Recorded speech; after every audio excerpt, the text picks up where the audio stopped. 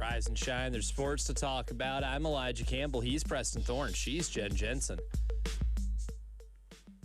And quarterbacking South Carolina is Lenora Sellers. I think I'm pretty confident, will be the most talked about player for South Carolina in the offseason, as is the neighborhood you're in when you are the quarterback of the team. And that's pretty applicable for every college football team in America. And I wanted to start today's show off by talking about David Hale's article in ESPN. Preston does not like it. Now, he is tiering quarterbacks based off their situation. And he's got a bunch of different categorizations. Now, he's got what he feels like are the best quarterbacks in college football going into 2026. And there's not a lot of explanation there for those fellas. He's got them kind of tier 1A, room at the top, which is a group that consists of Darian Mensah from Miami, C.J. Carr from Notre Dame, Trinidad Chambliss from Ole Miss, and Arch Manning from Texas. And then he's got tier 1B, great, but also has Jeremiah Smith, which is Julian Sand. Only one quarterback has him. Then it goes down the list, an entertainment tier, which is tier 2. One he called the Sean Clifford zone, which I don't think I'd want to be in, which is 6 different quarterbacks. Tier 4, better than you thought. Goes to tier 5, the Christian Hackenberg paradox. Then he goes to tier 6, welcome to the big leagues, which I guess are new players that are in the Power 4 conferences. Tier 7, it'll all work out. Tier 8, learning to fly. And then tier 9, crafty veterans, which is where you will find Lenora Sellers. Now, he's in that group with Kansas State's Avery Johnson, Steve Angeli from Syracuse, whoever the quarterback at Texas Tech is going to be, and then UCF, which is Alonze Barnett, who is the transfer from James Madison. Here's the write-up on Lenora Sellers and why Lenora is in this group. He said Sellers forced 48 missed tackles in 2025, the same total as 2024, when he seemed like the toughest quarterback on the planet to tackle. But his yards per rush went from 4.1 in 2024 to 1.8 in 2025, and his sack rate jumped from 8.7% to 11.1%. Sellers played 8 teams that finished with a winning record in each of the past 2 years. In 2024, he was 4-4 and averaged 7.5 yards per dropback, which is 7th amongst qualified Power 4 players. In 2025, he was 0-8 and averaged 5.51 yards per dropback, which is 58th in the country. His sack total nearly doubled from 18 to 34-2 in those games. So that is the assessment of Lenora Sellers, but still considers him one of the toughest quarterbacks to bring down in college football. I don't like this article. I don't like the premise of this article. I don't like the idea of this article. I don't like the thesis of this article. I do not like the write-ups on this article. I don't like anything involving this article. You don't like it at all? Because if we were just going to do entertainment tiers, if we were just going to do laughy, jokey tiers, which I'm totally fine with, don't put numbers by them. Because in what world do you have me in the 9th tier? You cannot put me in the 9th tier and say, like, oh, man, you know what I'm saying? It's all good. Right. No, it's not. If we're just doing these categories based on these different things, the entertainment zone, the Sean Clifford zone, which I think I'd rather be a crafty veteran than the Sean Clifford zone, but that one was tier 3, which I don't know. I think should have been well laid out beforehand. This is not a ranking tier. This is a categorization. This is a categorization. This is not a rank. But when you say tiers only work one way. Up or up down. To down. Yeah. Yeah, they only go up to down. If something, you don't want to be on the bottom tier of anything. It's not how this works. All right, you want to be in the top tier. And 9th is not the top tier. So when you said the idea of neighborhood, this is not a neighborhood you want to live in. That's my first issue. The second issue is I will discount any national writer who talks about Lenora Sellers who does not mention the idea that his offensive coordinator was fired in the middle of the season last year and his offensive line coach was fired. Two of the most important pieces of an offense were told, hey, you cannot do this job here anymore. You are so bad at your job that, yes, we thought you could do your job 5 weeks ago, but now we're concerned that you cannot, and you're going to be fired. So when you read these numbers, it should only be mentioned with that context. Did not rake that context in at all, especially when it comes to talking about the rushing yard total. That's not like a small piece of nuance or like you had to be there to really know what was going on. That's a huge piece of information. His offensive coordinator was so bad that his coach decided to relieve him of duties in the middle of the season. And I think that would also, so the offensive line thing would explain the having to force more missed tackles while also not going further up the field part. I think we can put 2 and 2 together there. He just ducking and dodging at the line of scrimmage. Whoa. How many of those missed tackles were behind the line of scrimmage? I would say 70% of them were behind the line of scrimmage. Mm-hmm. And I personally like the idea of it. I wish I understood what he was trying to do, but he should have beforehand said, hey, look, this is not a ranking. This is a categorization. Mm-hmm. Exactly. That's a big difference. This is a categorization of actual situations here. And when the numbers he put out, I think, actually do tell us a really good story. They do. You want to know how bad the offensive line was? He forced the same amount of missed tackles, and his yards per rush went down 3 yards because he was tackled more often behind the line of scrimmage. His overall sack percentage went up because you can only force so many missed tackles behind the line of scrimmage. Or if you want to use my favorite one, which tells you if the sack is a quarterback stat or an offensive line sack, pressure to sack percentage, that went up this past year because he was probably, at least we are heavily hypothesizing here that one of the reasons why he took more sacks than last year is because he's having to go through more progressions and the offense becomes a little more complicated. That would also explain a higher pressure to sack total. Is some of that on him? Yes. But at the same time, if you are a quarterback and you're back there and you're getting rushed and you're having to go through all these progressions and you're being coached to go through all of them before bailing out of the pocket, then it would explain a higher number of sacks, even if there is a smaller number of pressures, if that were the case. You cannot mention Lenore Sellers' season last year without bringing in the context that his offensive coordinator, the offense, and the offensive line were abject disasters. And coaches were not allowed to finish the season. They did not finish the season. They were the not like the worst as in a figurative sense. Literally. Statistically. The worst. And you saw him compete through that. And again, this is obviously home team caping for somebody who I think is an extreme talent. But what I'll also say is I've seen this before. When he's talking about some of these other players that are in this tier, I mean, they're good.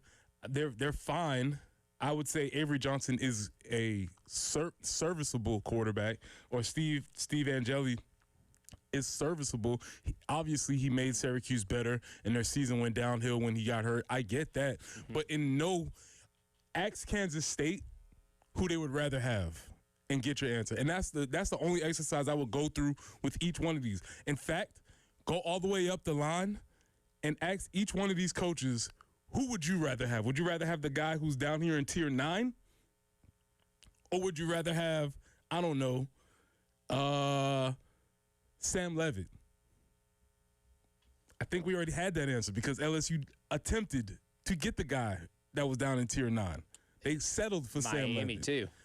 Ask Miami. And Darian Mensah is considered. And I think he's really good. Yeah. Darian Mensah's, the write-up he had on Mensah is pretty remarkable. Tier 1. Yeah. 1-1. The only ranking he really had was these guys are the best in the country. 1A, yeah. Right? And he's done it at several different levels. I have a lot of respect for that game. He called a shot. Did it at Tulane. Went to Duke. Everybody was like, okay. Did it at Duke. Made Duke a winner. And now he's going to won an ACC title. Now he's going to do it at Miami. I think he's a really good player. I'll be interested to see how that translates. But ask Miami if they wanted the guy down in tier 9. Ask LSU if they wanted the guy down in tier 9. All of these teams would have said, we'll pay that. There's very few teams on here that would not have said, we'll take Lenore Sellers. So I say all that to say, buy now. Buy now, because I think the stock is low. The words are coming in though. Buy now, so you can say I told you so, because the offense will be better. I don't know if it'll be great. It will be obviously better than it was, because, as I repeat again, the offensive coordinator was fired in the middle of the season because he was producing 0 results. This is kind of fueling my offseason take, is that South Carolina is maybe in the best offseason position to be, because you're not being taken seriously. Undervalued? Lenora Sellers, maybe nationally. I don't want to say Lenore's isn't taken seriously nationally, because I think everybody that covers the sport from a national standpoint is old enough to remember 2024. I don't think we have any 2-year-olds on ESPN. They're old enough to remember what he did in the last 6 weeks of that season. So they know it's there. But the lingering question is, are you going to get it out of him? And because that is a question, maybe he won't be talked about as one of the best quarterbacks in the sport. And maybe the lack of national attention puts you in a better spot, because there is less to have to live up to. The standard kind of changed overnight in 1 year. So maybe you, for somebody, when you go through talking season, are you in a better position that way? I don't know. But I think that's at least something this program does a lot better of thriving in. Yeah, it does a lot better of thriving in the situation, because there are more productive pieces that are in place. I think what is also interesting about this is that for some of these quarterbacks, they mention the team, the system, and for some of them they don't. And I don't know if you can. Those are all intertwined. Mm-hmm. You play within a framework, you play within a system. You can make that system better, but that system can also make you worse. And I think we saw a clear example of that last year with Lenora Sellers. I think I would put him in that entertainment category right there, solely because if projecting the offense, right, and what Kendall Briles has done, give that guy, this athlete, taking into account what Kendall Briles' offenses did at Arkansas very early on, I think that's the way to, I think that's the way to project it for me. And that's why I'd be more optimistic about Lenora Sellers and the South Carolina offense in 2026. Now, there is still the ultimate caveat of the offensive line, because I think anybody can naturally look at those write-ups and be like, oh, yeah, those rushing numbers are pretty bad. And then if you know what the offensive line was, the fact that they all left, with the exception of Shed and Josiah ain't playing this year, then you're like, okay, it's a question mark, but will they be good enough? And then you add into the number that this team added more offensive line career snaps in the transfer portal than anybody else. Intriguing, but not guaranteeing that it's going to be better. I think there's so much hold up over that if anybody who does cover the sport nationally and really hunkers down and tries to understand the nuance of every single team, I think you would be intrigued by South Carolina, but not guaranteeing their success because of that one big thing. Because right now, with what taste Lenora Sellers left in everybody's mouth after 2025, a lot of that is bad because of a lack of opportunity to really showcase some of that ability. And some of the regression in certain numbers are explainable by coaching, because Lenora Sellers is a very coachable individual. And if he's getting bad instruction, like holding onto the ball too long, having to go through certain progressions, maybe told to not rely on his legs as much, then maybe that would adequately explain a lot of those numbers that David Hale laid out. This is a very interesting article, and I think it's worth reading because it does put all the quarterbacks in one place, and I think it's very informative. But I'll leave this with this. Lenora Sellers is such a dynamic talent that he got Dow Loggins a job. He's such a head coaching job. He took an average SEC coordinator, below average, and they said, we need to give you a job. And they also said, he's such a dynamic talent that they looked at another offensive coordinator and said, you can't get something done with him, you are fired. Won't even let you finish the season. So let's just put it there. He got one dude a job who was a long shot, to say the least, and he got another dude fired. Well, not just a job at a really good program. Maybe one of the proudest group of 5 programs. And the first thing he said was Lenora Sellers. that's the staple on the resume is Lenora Sellers right there. Coming up next, time to put on our Garnet glasses and take a call from Ray. Today by dialing pound 250 and use keyword QC Kinetics. Broadcasting live from the Herndon Chevrolet studio. Herndon Chevrolet is your hometown dealer. Stop by today or shop online 24/7 at herndonchevy.com. Life matters. Clayton Kendrick Holmes is a college football coach in the Bronx.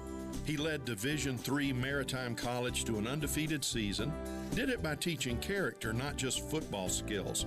On their jerseys, instead of the players' names, you see words like family, accountability, respect, work, and enthusiasm. The idea behind this team is just that, teamwork. He knows each player is an individual, and some players are more talented than others, but they've adopted the concept of teamwork and character traits that transcend their differences. This is Pastor Stephen Chitty. Everyone needs to be part of a team, a group of people who have your back. If you haven't surrounded yourself with teammates, visit us online at ChristianLifeColumbia.com to learn more about the Christian Life family. And we'd love to have you visit us in person. Service times and directions are online. Remember, friend, life matters, and so do you.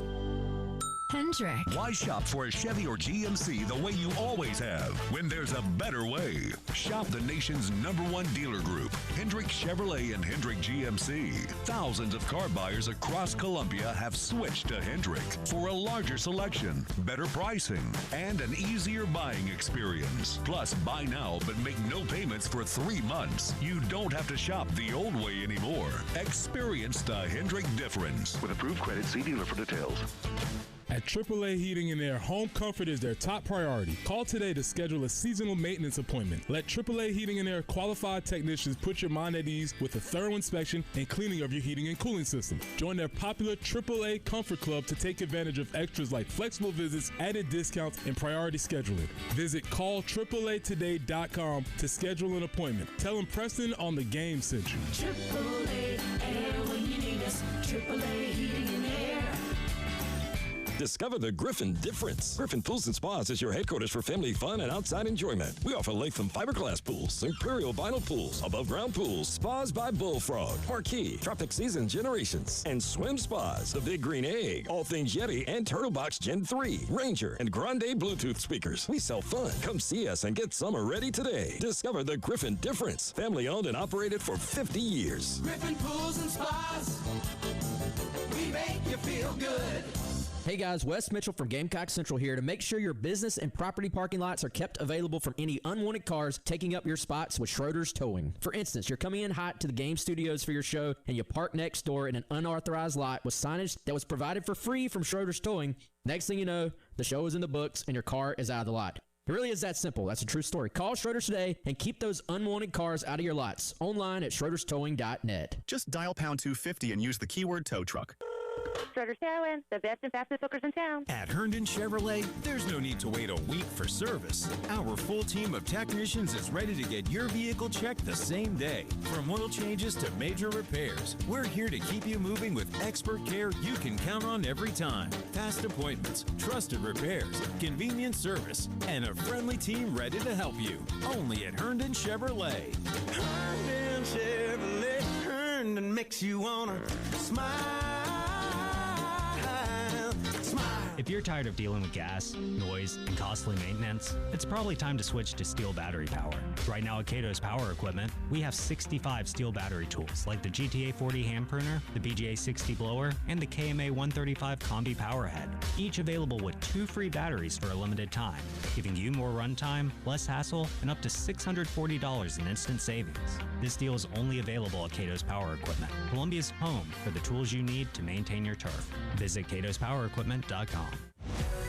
It's the Game Network Traffic Report from the Schroeder's Towing Traffic Center. Broken down and need a tow or even free signage for your lot? Dial pound 250 and use keyword tow truck today.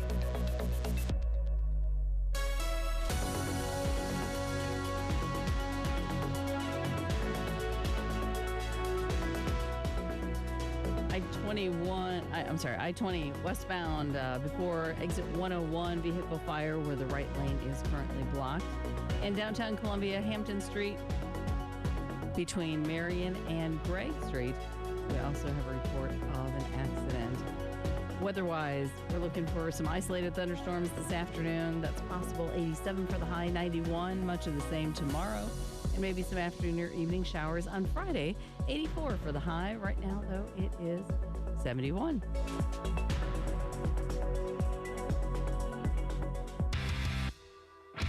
The Early Game. Yes! With former Gamecocks Preston Thorne, Elijah Campbell, and Jen Jensen. On the Game Network, 107.5 Game app, and at the Game TV radio on YouTube.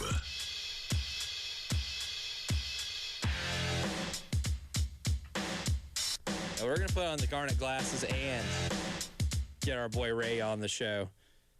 803-404-6100. That's the AAA Heating and Air phone lines. Ray is on the line with us first this morning. Good morning, Ray. Welcome to the Early Game. Good morning, good morning. I thought, it's best to get on this show early than later, I'll tell you. But anyway, about the Gamecock baseball coach search. The three candidates I see, and I could be wrong, you guys can correct me, of course, is the guy at Coastal, the guy out in Kansas, and the third one I find a bit intriguing. I'm kind of hoping this guy gets it, but I don't know what his interest is that coach at Georgia Tech. I know he's just, 1 year, but good land, what a record. So to me, he's a bit intriguing. So we'll see how this pans out. Hopefully we get one of the three or we get a good coach. But at least, there seems to be availability out there this year. Wouldn't you agree with that? Oh, for sure. Well, I mean, it helps that South Carolina, I would say, is far and away the best job opening. NC State had an opening, but they closed it. It was a grand coach opening, grand coach closing. Whenever Elliott Avent decided to retire, they just elevated a longtime assistant up into that spot and made that official. So South Carolina still, by far, is the most attractive job opening out there, which allows us to be able to throw out names like Kevin Schnall, Dan Fitzgerald, and James Ramsey. Yeah, and I think we're sitting really good at that, and I think Donati's really going to get us a good coach. I got faith in Donati at this point. But also what I want to talk about is a little disappointing, but I know this is a trend nationally, so I don't think it's just something we're doing. But, man, this one hurts to me because I'm an old-time Gamecock. When I found out we were not going to play North Carolina, we decided to throw that one off the table. Oh, man, that one kind of hurt for just nostalgic. I mean, God, I remember back in the day, they were a rivalry. Them and other than Clemson and Georgia, NC State and North Carolina, those are big games. They really were. And the thing is, being in the SEC, which I'm glad we're in the SEC. I'm not saying anything, against the SEC because the money, the prestige, and all that.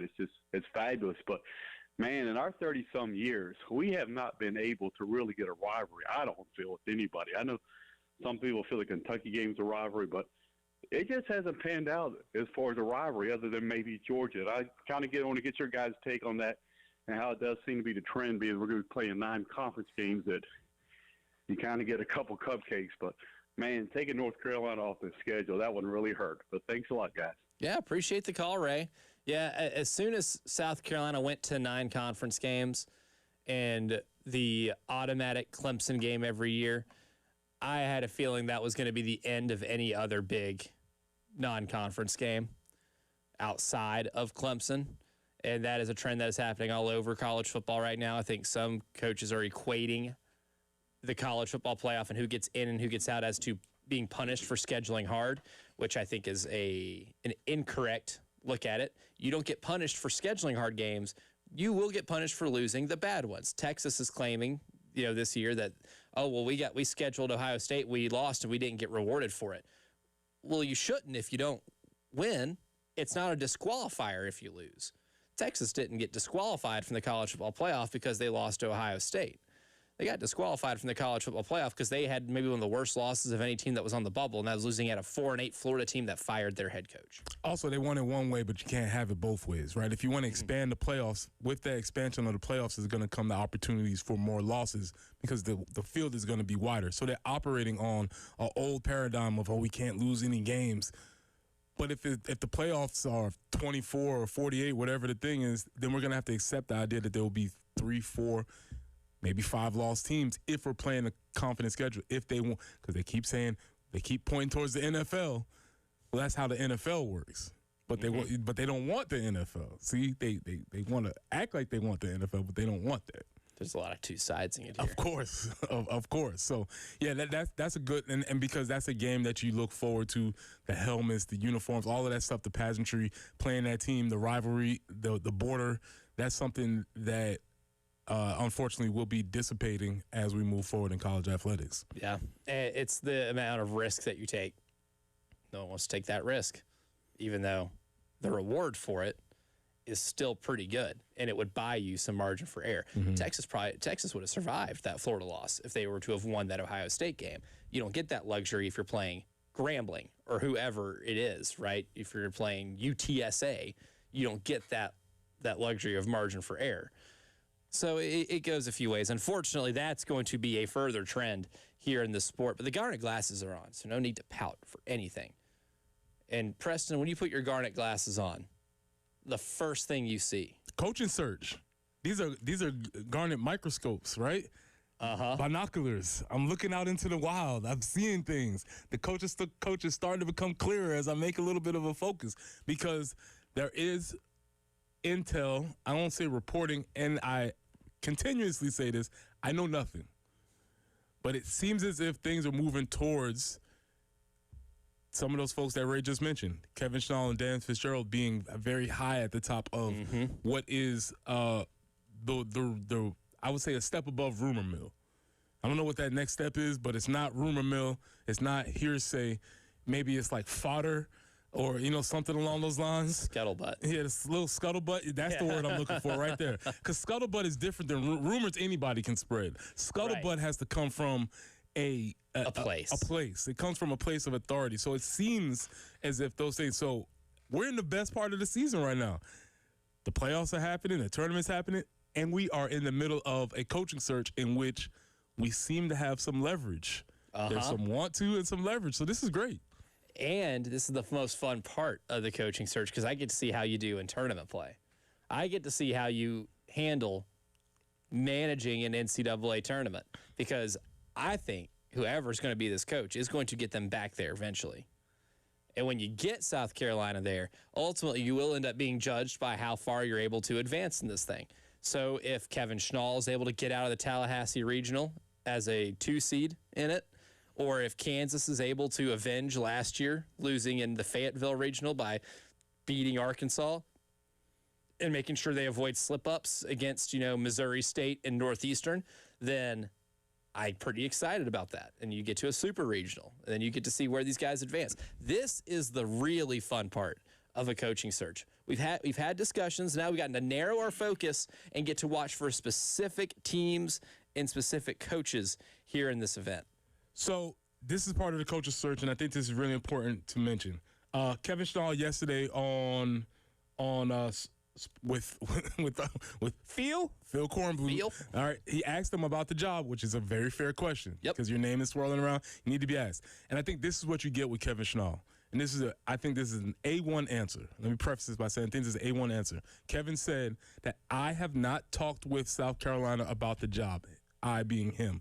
However, my agent has talked to the search firm about gathering information about the job. That is a perfect answer. And that's a believable answer. Yep. I haven't talked to them. It's not my thing. I'm here to coastal. However, I do have somebody working for me who's talking to intermediaries. There is conversation happening. That is a lot better than saying, I don't know nothing about it. Why does everybody always want to? That is a perfect way to acknowledge the situation, but also say that I'm focused in the spot. That's the type of forthrightness that we've only heard from Kevin in dealing with all of these situations. Yeah, he's keeping it real with you. So that's perfect. And now at least you know that South Carolina has reached out. It's no guarantee that he's going to take it. It's just guaranteed that the search firm has reached out to his representation to see exactly what things would be like and get that part of the process out of the way. But coming up next, the spring meetings in SEC Destin are happening right now. Is there talk about the SEC maybe making the most dramatic move they could possibly make? We'll discuss next. All my sports. The Game Network. 107.5 The Game in Columbia. 96.9 The Game in Charleston. 100.3 The Game in Myrtle Beach. And 100.5 The Game in Florence. The Game phone lines at 803-404-6100. Sponsored by AAA Heating and Air. Now offering 12-month payment plans on all HVAC or electrical repairs with no credit check. Online at callAAAtoday.com. Hey guys, this is Preston for Cato's Power Equipment. Cato's Power Equipment has been family owned and serving the Midlands since 1983. That's over 40 years. And third generation owner Ben Cato provides top-notch service, great deals, and the mom and pop values that you love. Ben is determined to raise the standard of sales, service, and retails because he is an actual human being that you can go talk to, get from his expertise, and learn from. At Cato's, they're proud to offer a wide selection of new and pre-owned mowers, tractors, and more. So whether you're a weekend warrior or a seasoned landscaping pro, Cato's has you covered. If you're ready to invest in something new, the friendly team is there to make the process easy, help you choose the right equipment, find financing options, and keep your gear running strong. So swing by Cato's Power Equipment today or call them at 803-254-3711. That's 803-254-3711. Sponsored by the National Highway Traffic Safety Administration. You think a ticket for not wearing your seatbelt is the worst that could happen until you get in a crash. Suddenly, a ticket doesn't seem so bad. Click it or ticket. Paid for by NHTSA. I'm Michael Jeffcoat. When good people get hurt in a bad wreck, a lot of insurance companies won't offer to pay full value to them. You deserve better than that. Call Jeffcoat. All hours, every day. 803-200-2000. Responsible attorney Michael Jeffcoat, 1333 Main Street, Columbia. Plus text tags and title with approved credit. Call 866-243-4623 for details. Time is running out on JT's Carpocalypse sale. It ends when the month ends. Save thousands on brand new Jeeps and Rams to escape the zombie horde at back from the dead costs. We've got 0% for 72 months. JT is dying to pay more for your trade. Escape high gas prices with $1,000 in gas with every new vehicle. End of the world savings and everything must go at JT's Jeep Ram, 378 Lexington or Greystone Boulevard. Declaration of Deal Sales Event. Join us for the third annual Get Your Rear in Gear 5K on Saturday, May 30th at Saluda Shoals Park. It's a day of fun for everyone with a Kids Fun Run, a timed 5K run, and a 5K walk. Enjoy live music, a Kids Zone, and explore the 25-foot inflatable walk through colon. Colon cancer patients and survivors register for free and visit the Survivor booth for a special gift. Register now and use code HOPE10 for $10 off your registration. Don't miss out. Get your rear in gear and support a great cause. Sponsored by WKTC-TV. Hey, this is Jen Jensen for CHW Cabinetry. My family is using CHW Cabinetry, and they are fantastic to work with. They make sure you're satisfied with every step of the process. Not only do their photorealistic renderings show exactly what your new space will look like, their job site guarantees everyone is on the same page, literally. Experience the CHW difference for yourself. Go to chwcabinetry.com to see more, or call them at 803-520-6837, and be sure to tell them Jen Jensen sent you. CHW Cabinetry, passion from inspiration to installation. Hey, this is Terry Ford. Got a little story time for you. If you're a business or property owner and you're needing to deter any unwanted cars from parking in your parking lots, definitely call Schroeder's Towing. They'll provide signage for your business completely free of charge. Anytime a vehicle is parked in your lot that shouldn't be, Schroeder's Towing will be there to make sure your lot stays open for your employees, customers, and tenants. Trust me, I know firsthand what happens when you ignore Schroeder's Towing signage. Just go online at schroederstowing.net. Just dial pound 250 and use the keyword tow truck. Schroeder's Towing, the best and fastest hookers in town. For digital marketing that works, you need local expertise and national scale. Cumulus Digital provides hometown teams fueled by national support, serving over 4,000 businesses a month. Go to cumulusdigital.com. A short form is all it takes to get started. I'm Michael Jeffcoat. When good people get hurt in a bad wreck, a lot of insurance companies won't offer to pay full value to them. You deserve better than that. Call Jeffcoat. All hours, every day. 803-200-2000. Responsible attorney Michael Jeffcoat, 1333 Main Street, Columbia. Powered by Integrated Media. The Game TV. Sponsored by Shepherd's Glass. For auto, home, and commercial glass. ShepherdsGlass.com. In Chapin and West Columbia. The Game TV. Sponsored by Shepherd's Glass. Shepherd's Glass. It's the Game Network Traffic Report from the Schroeder's Towing Traffic Center. Broken down and need a tow or even free signage for your lot? Dial pound 250 and use keyword tow truck today. I-77 northbound after Bluff Road, an accident there, and I-20 westbound before exit 101. The right lane currently blocked due to a vehicle fire. And rain, that's still going to be in the forecast for a little bit yet. We are looking for maybe some isolated thunderstorms this afternoon and tomorrow afternoon. Today's high, looking for 87, 91 tomorrow, 94 with some afternoon or evening showers possible for your Friday. Right now, though, it's kind of muggy out there, and it's 71.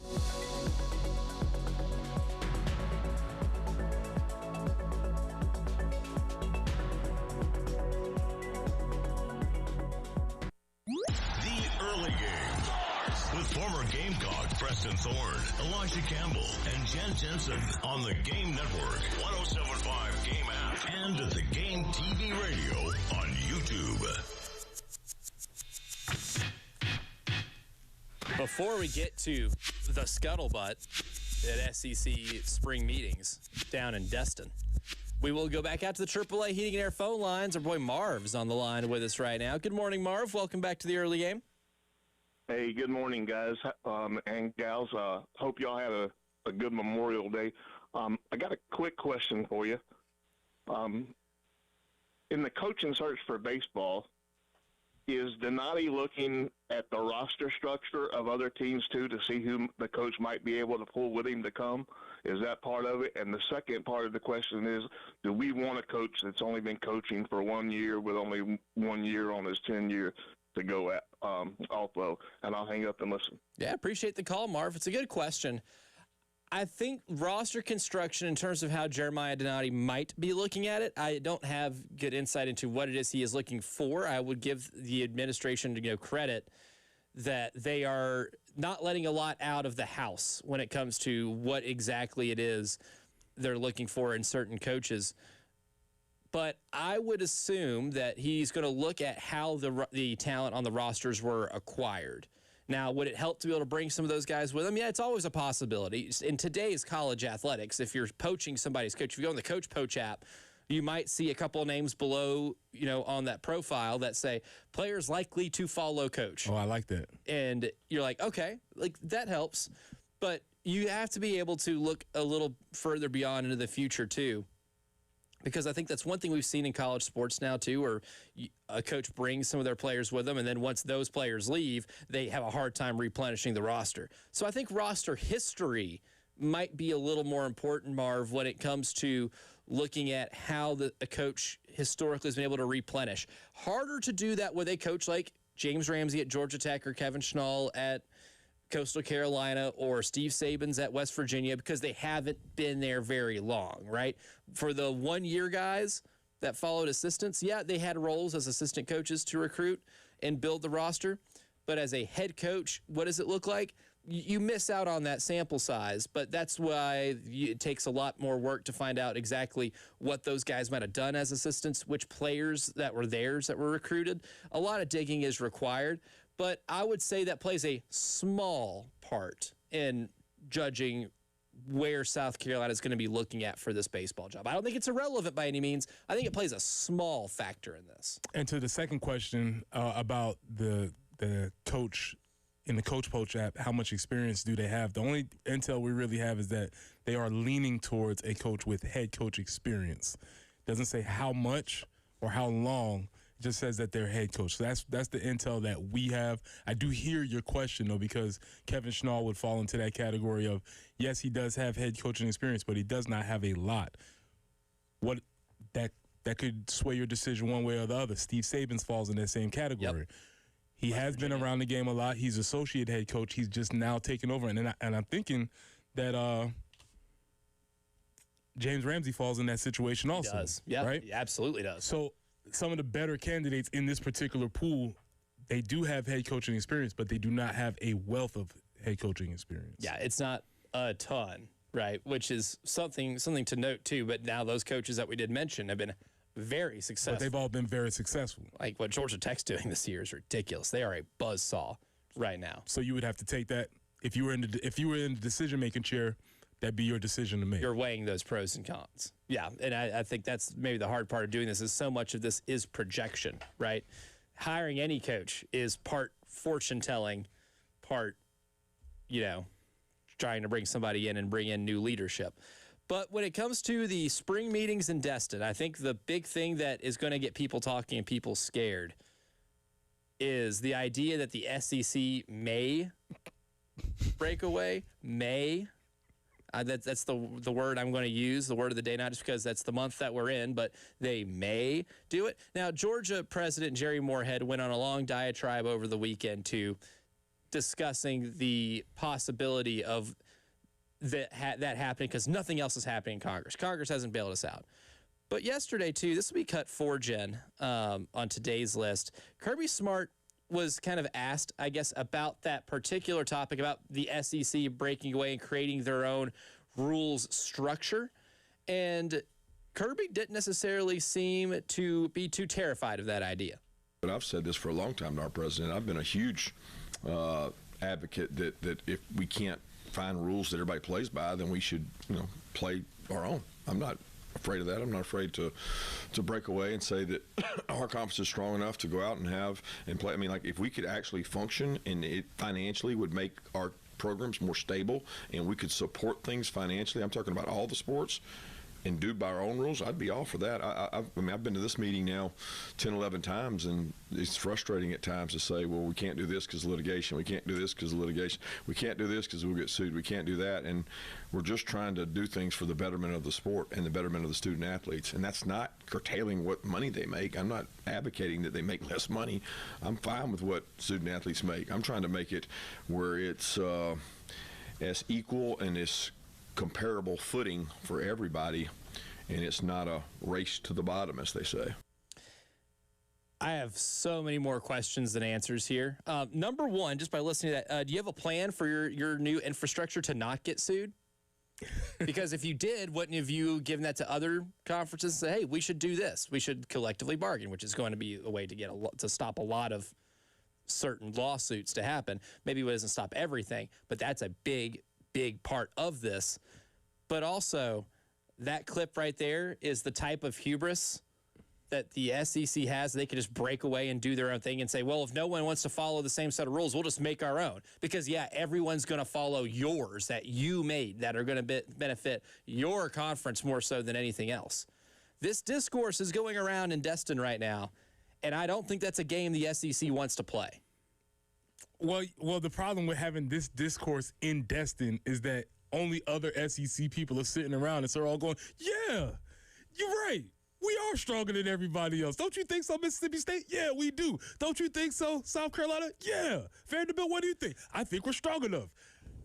There's nobody in the room that's like, hey, guys, it's a bad idea. I don't know.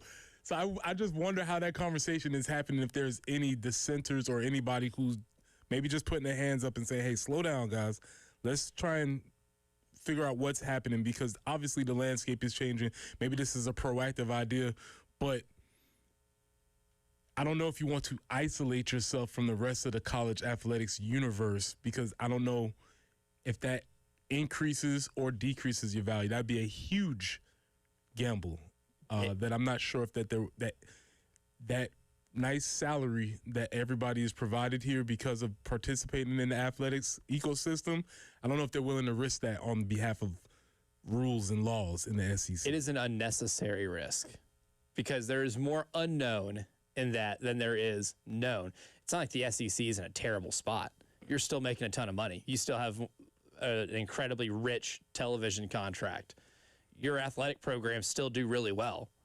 Like, you're not at some disadvantage, right? You're crying on a yacht right now, and that's the problem. We have a rule: you do not cry on the yacht. If you get to live on the yacht, you do not get to cry on the yacht. Kirby said that. Kirby told us that. And guess what? Guess what's happening right there? He's not following his own advice. You cannot cry on this yacht. Also, since when have rules ever stopped anybody in the SEC? Since when do coaches even want to follow these rules? How many of these rosters are having more money than the rev share cap would allow you to have? We need to have a cap of $20 million. But we're going to spend more than $20 million. There are many reasons why I think that type of breakaway that's been alluded to is a bad idea. I'll tell you the biggest reason why it's a bad idea next. Wow, what a play. The Game Network. Columbia, Charleston, Florence, and Myrtle Beach. This is Bill Gunner with 107.5 The Game and the Game Network. If you run a diner, bakery, coffee shop, burger joint, pizza spot, or that hidden gem everybody should know about, how would you like to get the word out about your business without spending a dime? Well, we got you.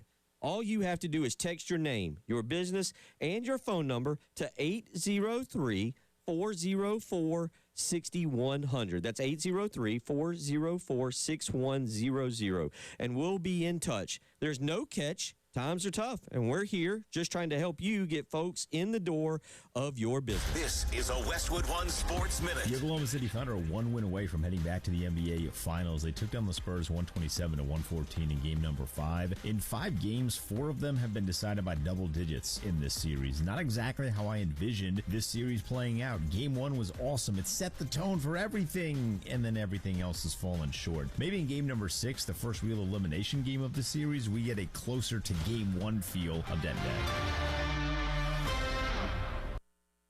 Furnished by IntelliBrands. Have you ever felt leg pain, restlessness, cramps, tingling, swelling, numbness, itchiness, or coldness? Then you need the new patented Legsercise Pro, the natural circulation booster that uses continuous automatic leg movement to soothe pain and promote healthy circulation the natural, drug-free way. Using Legsercise made walking painless again. Legsercise Pro's patented walking simulator propulsion technology moves your feet back and forth along its concave track, creating constant movement and flex at both the knee and ankle joints. It's like having a physical therapist right in your own home. I have much less swelling and no more tingling. Call right now and order your very own Legsercise Pro, the new proven automatic leg mover that soothes pain and naturally promotes healthy circulation. Call 800-555-1212. That's 800-555-1212. 800-555-1212 now. These statements and products have not been evaluated by the Food and Drug Administration. These products are not intended to diagnose, treat, cure, or prevent any disease or condition. This is Mark Lynch.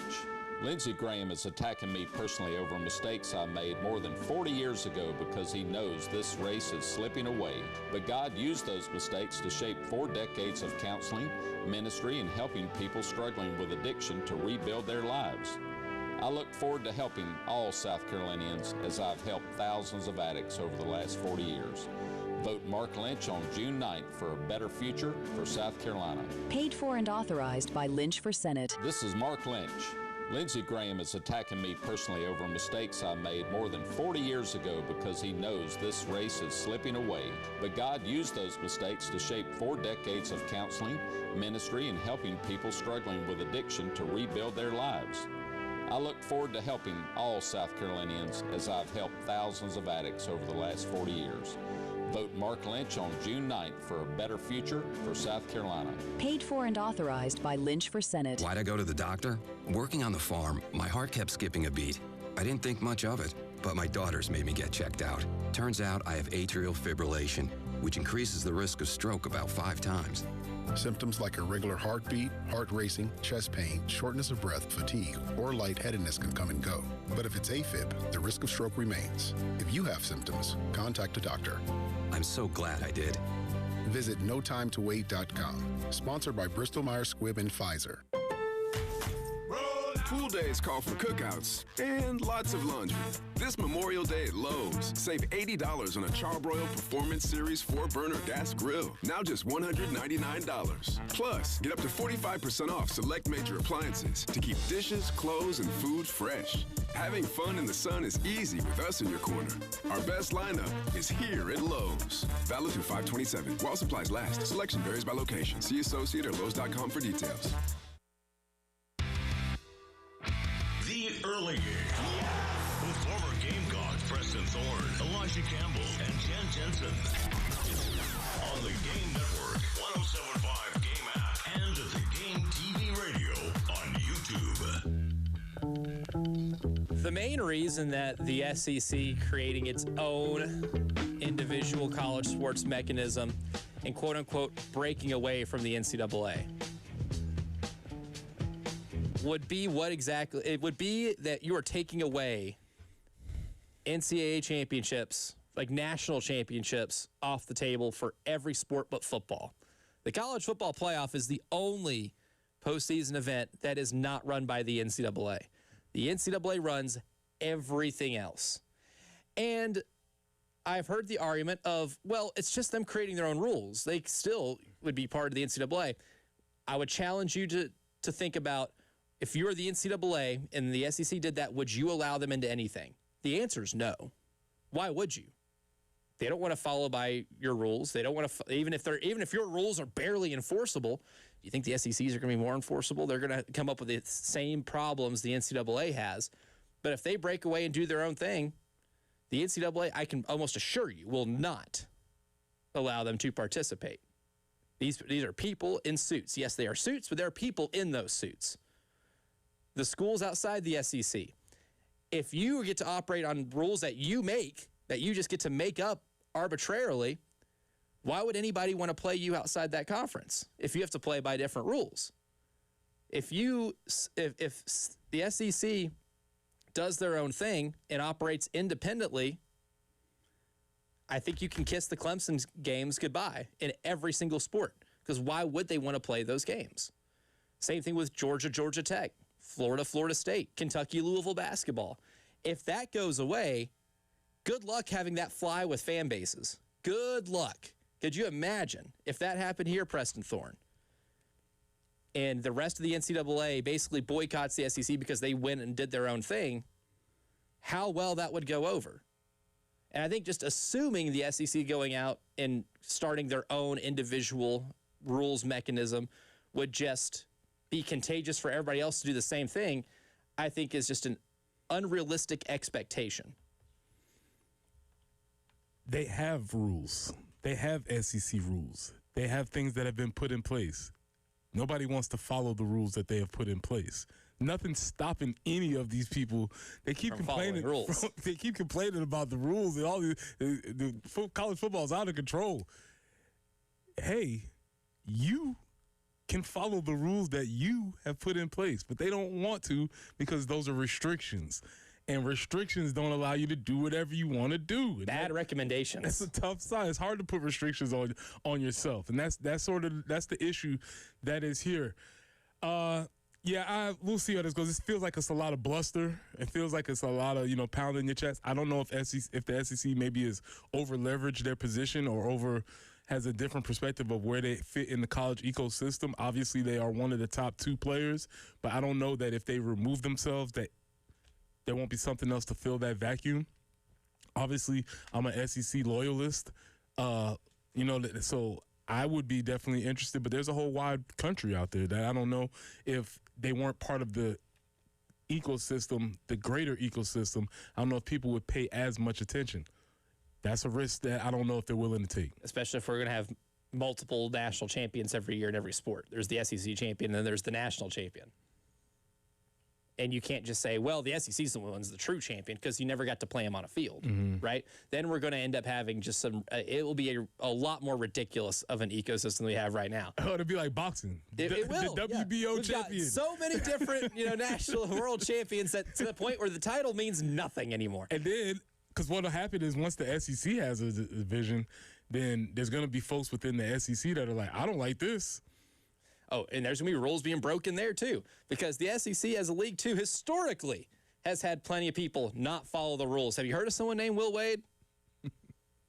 He followed the rules so well, the FBI got involved. Lane Kiffin, when he left Tennessee, did not leave them in great position because he followed the rules. Urban Meyer, traditional rule follower. Hugh Freeze, traditional rule follower. And they brought him back. The SEC said, we like the way you follow rules so much that we're going to bring you back. We're bringing you back in here because you're such a good rule follower. Jerry Tarkanian, the former UNLV basketball coach, maybe had one of the greatest sayings of all time because Kentucky basketball used to not follow rules so well that he said the NCAA is so mad at Kentucky they're going to give Cleveland State another year of probation. because Cleveland State doesn't follow the rules. Easier to punish them than it would be to punish Kentucky. Yeah. Because just because you break off and separate and have your own rules too doesn't mean that they're going to be followed by your member institutions. There's still going to be a search for an edge somewhere.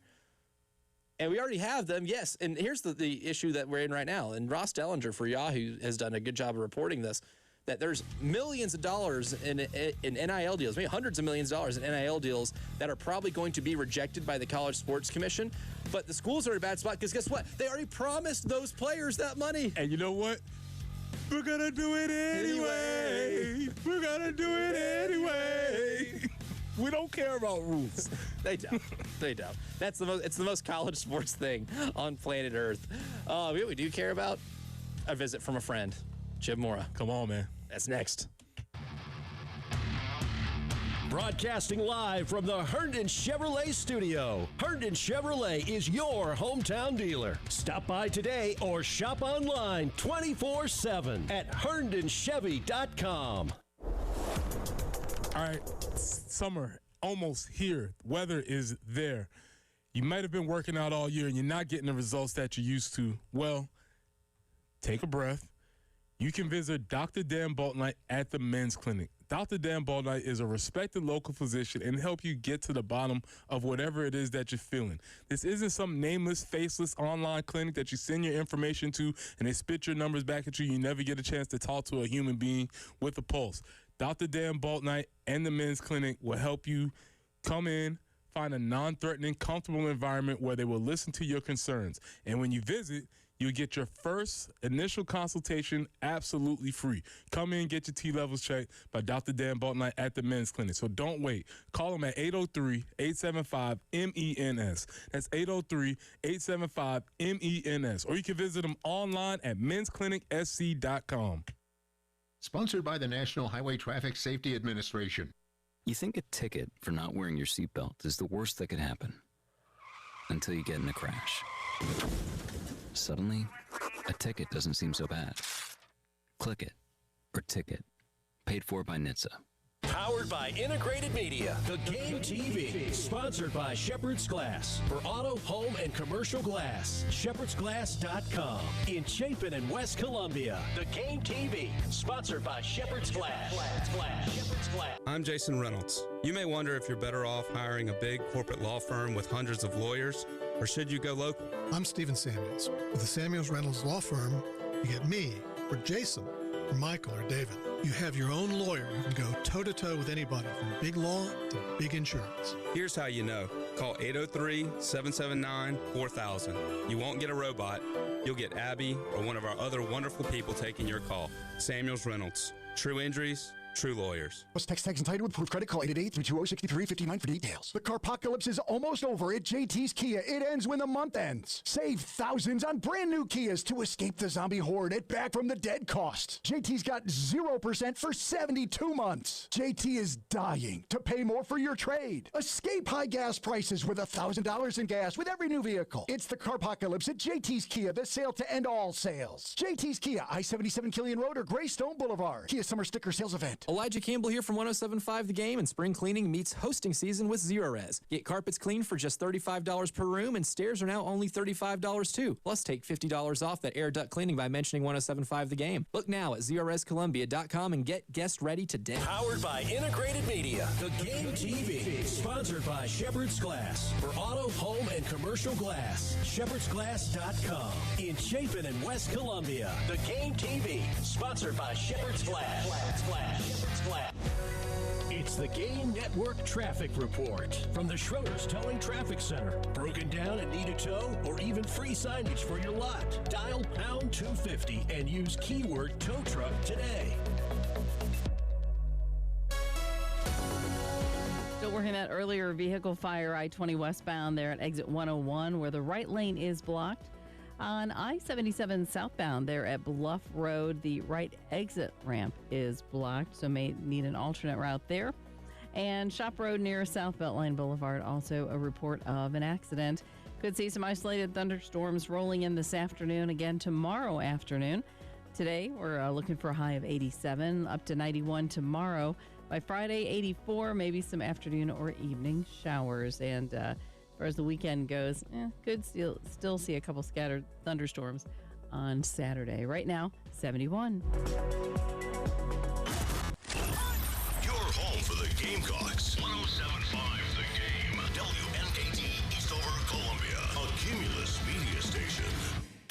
What a catch! The Early Game with former Gamecock Preston Thorne, Elijah Campbell, and Jen Jensen on the Game Network and streaming on the 107.5 The Game app.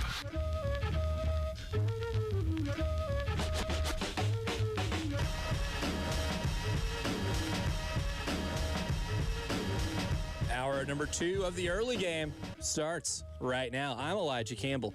He is Preston Thorne. She is Jen Jensen. And back once again, as he has for every day at 7 a.m., our boy Jim Mora. Playoffs? Don't talk about it. Playoffs? You kidding me? Playoffs? I just hope we can win a game. Now, was that Jim Mora or was that the Colorado Avalanche last night saying, playoffs? I don't want to play in the playoffs.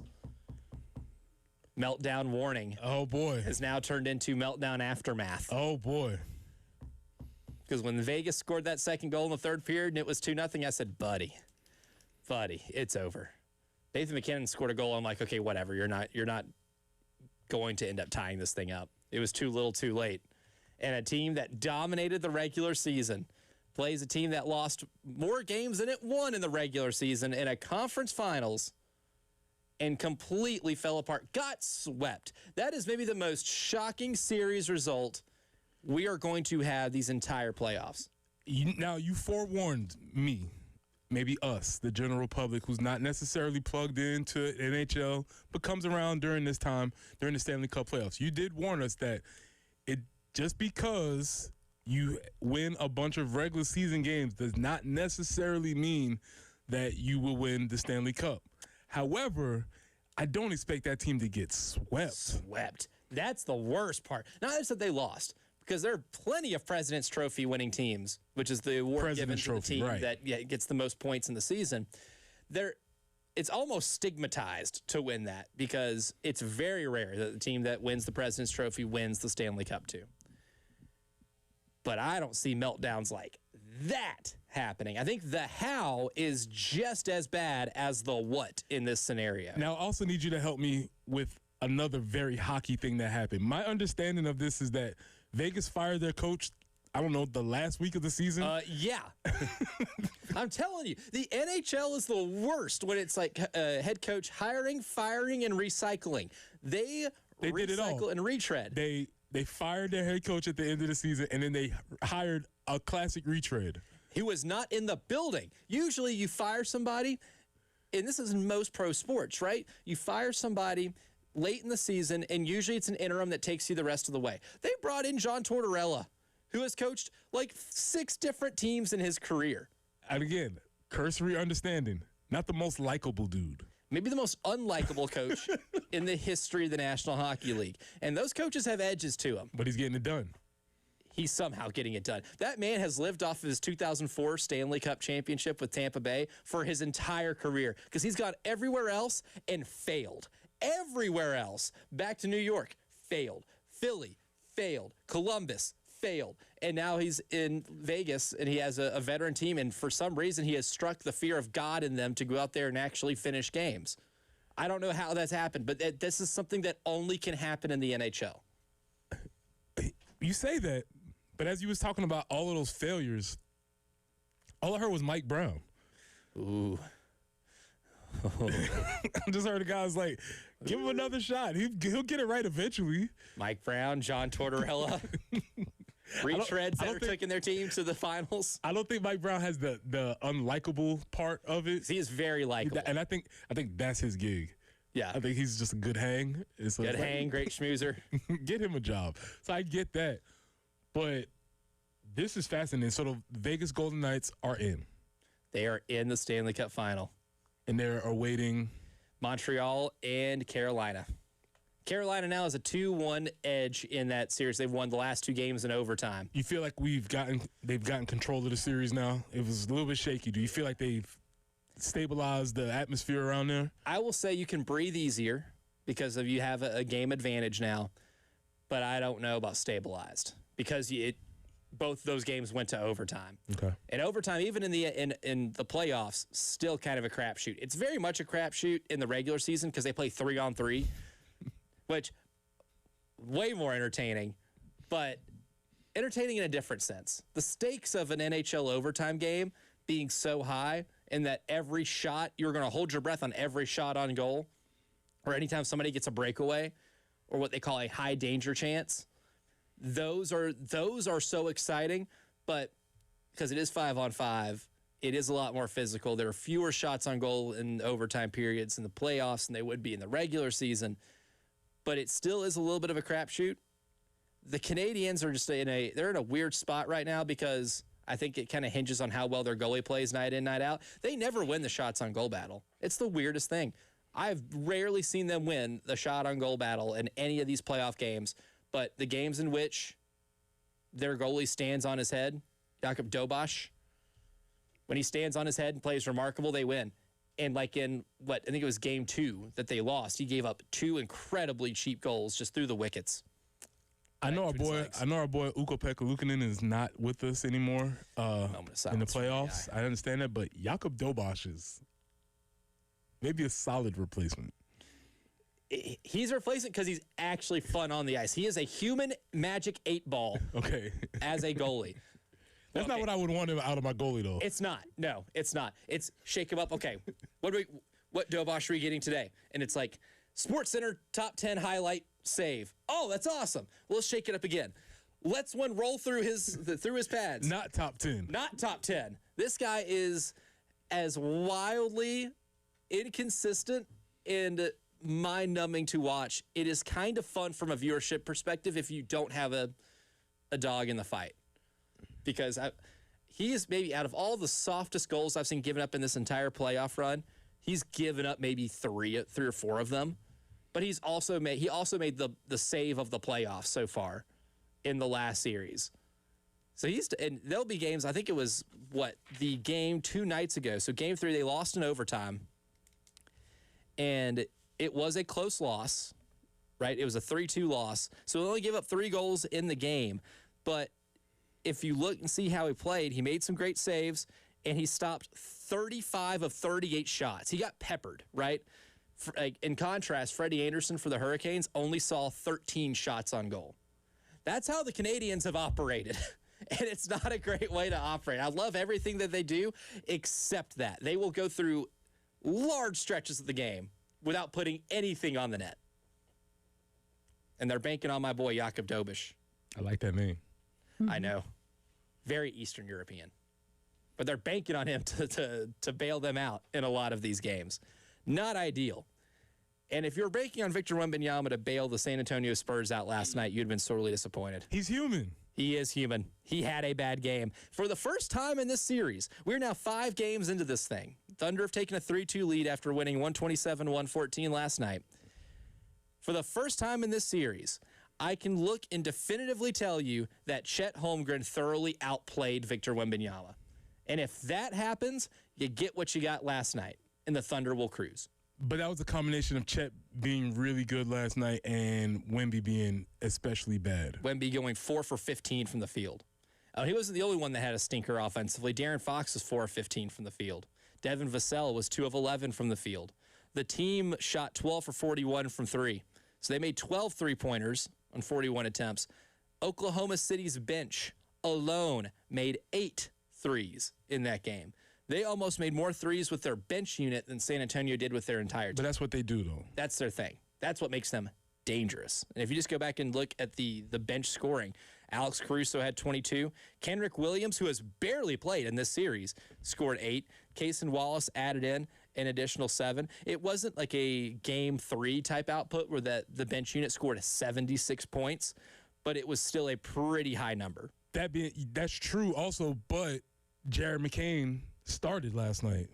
Jared McCain did start. So he's a guy who, it just shows how deep they are as a team that they brought somebody who usually comes off the bench. He starts, and then he had a great game last night. Yeah, he had 20 points last night and played 33 minutes. So that doesn't count off the bench because he was starting, but he is a guy from the bench. A bench player. So the bench alone scored 40 points last night. if you take Jared McCain's numbers of 20 points, then that would have been 60 bench points, which is a large number for your bench unit. And then the other side for the Spurs, not close. Mm-hmm. And that's really the separators, that the Thunder are just deeper. And the Thunder have a luxury of not having Jalen Williams, different spelling, who they call J-Dub, because there's two Jalen Williamses on this team. It's really tough. It's very confusing. But they can be down that starter, who was normally, when he's healthy, the second leading scorer on that team, be down A.J. Mitchell, who I thought might have been the most improved player in basketball this year, who is a key component of their bench unit. Start Jared McCain, who they traded for during the season because Jared McCain was sent to the Sixers G League squad and is now starting for them in the Western Conference Finals. And in the game that he has to start, they win by 13 points. Yeah, he had a really interesting quote that I think is valuable for people to use. His quote was essentially, I'm never interested, and he was paraphrasing, but he was saying, I'm not interested in proving people wrong. I'm interested in proving people right. And so he was saying, he's not interested in proving the 76ers wrong because they traded him, but he was more interested in proving the people who have supported him right, because a lot of people have supported him. I was like, that's a very interesting perspective that I think more of us could probably take on. An enlightened experience. How many times do we hear athletes say, oh, yeah, I got motivated because they traded me. They didn't believe in me. Or you hear guys like Draymond Green who can reel off the name of every single player drafted Tom before Brady, him. like, oh, I want all the haters and the doubters. And it's like, yeah, everybody probably will have that, but more than likely, if you're in any position, there were probably more people that believed in you to get you there, and that's probably who you wanted your payoff to be. I feel like that's more emotionally healthy. Yes. I can't imagine living every day. Like, I've had moments where I want to prove somebody wrong or something. Somebody made me mad enough to want to do something just because you said I couldn't do it. I get that, but also I don't like when I get that way. I don't like being mad. It's not a great space to be in. It's not. And I oftentimes find myself making the worst decisions in my life are made when I am in a place kind of like that. I never thought about it the way that Jared McCain mentioned it. And this would have been after Game 3, after he had an awesome game off the bench. Because then somebody in the postgame, asked about, do you feel, mad about the Sixers? He goes, no, I think back on it, they gave me an opportunity. And Daryl Morey believed in me to make me the 16th pick in the NBA draft. Didn't work out there, and that's fine. These guys believe in me, and I want to prove them right for trading for me. I want to make it look like Sam Presti made a great decision by trading for me. It's different in a way that I really appreciate. Yeah, it's just a slight tweak on perspective that you traditionally don't hear from athletes, because you always talk about the chip on your shoulder, the haters, the guys that they picked before me. I'm going to make them pay. And it's like, that's cool, but there's also a lot of people who supported you through this. Yeah, and I think that I find myself, at least me personally, I want to speak for anybody else, but me personally, I find myself in a better mental and emotional headspace if I can find gratitude in a situation as opposed to vitriol, right?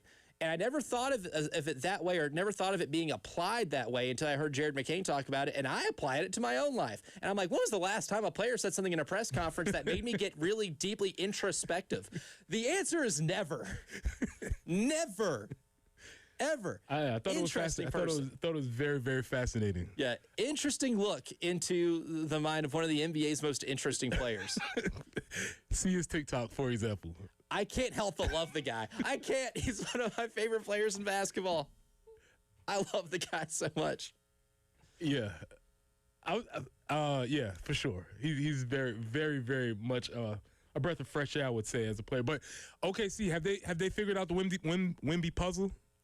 I think they have figured it out enough to make it matter. Has he hit his wall, and he's just going to need to grow up more? Not in a bad way. I just mean more experience. Yeah, I think maybe more experience, or it's going to take maybe another full season of Mitch Johnson and this team figuring out, hey, when people do this to him, how can we still get him looks?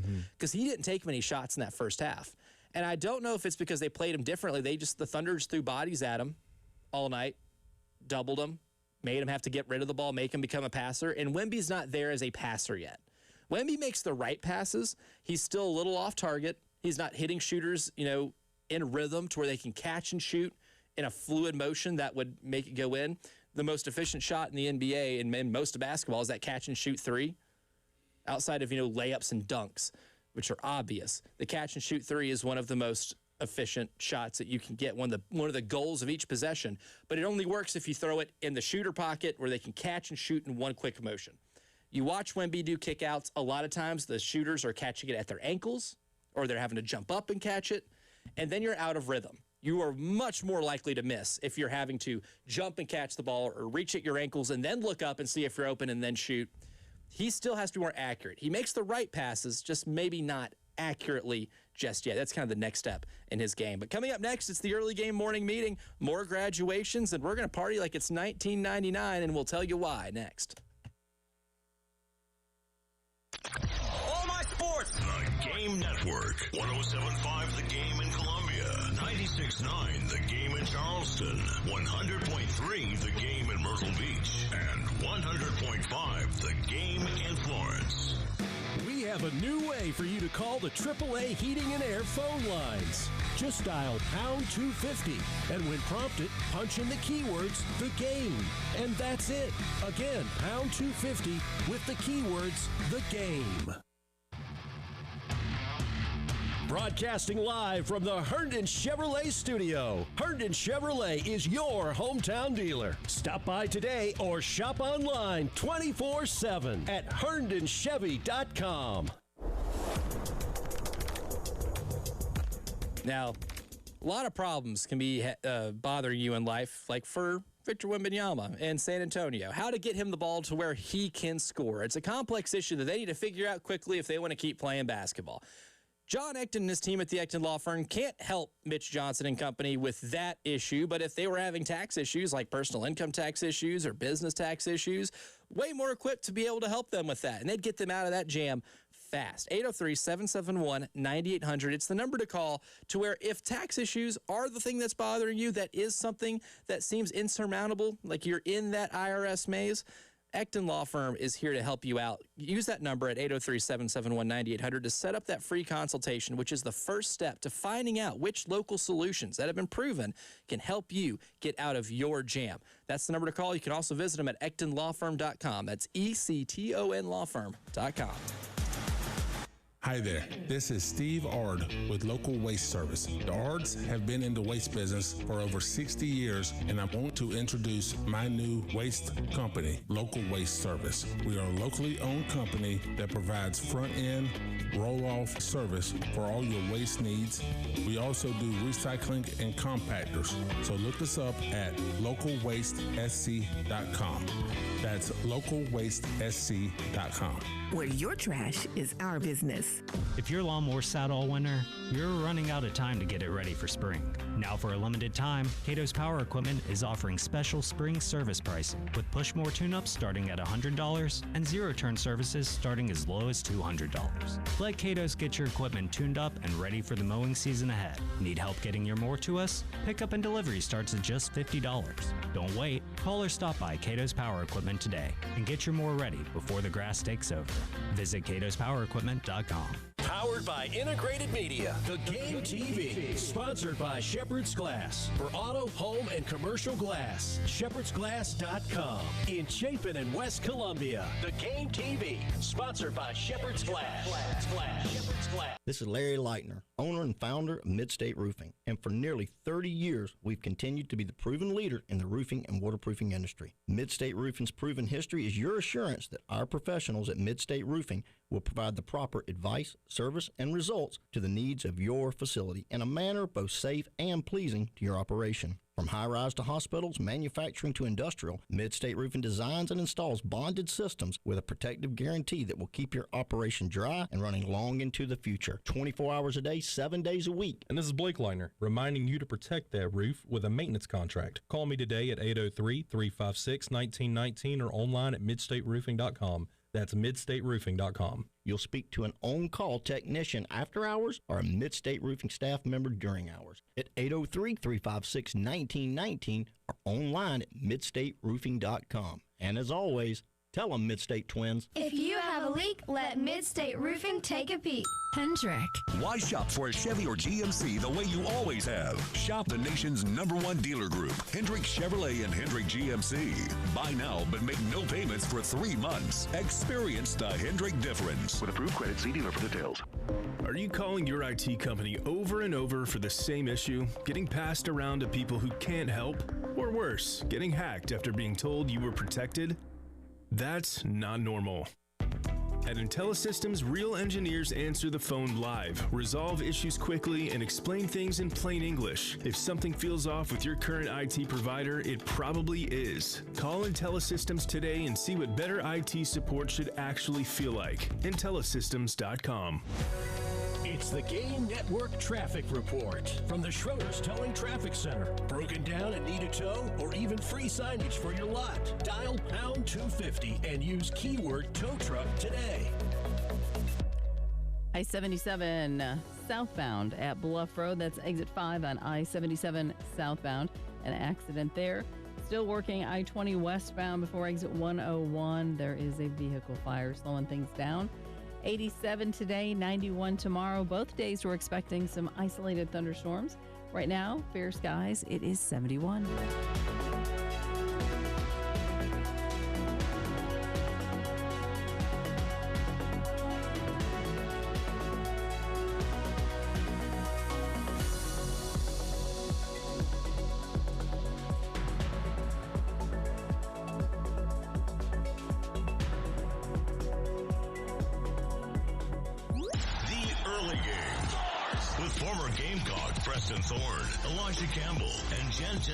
On the Game Network, 1075 Game app, and at the Game TV radio on YouTube.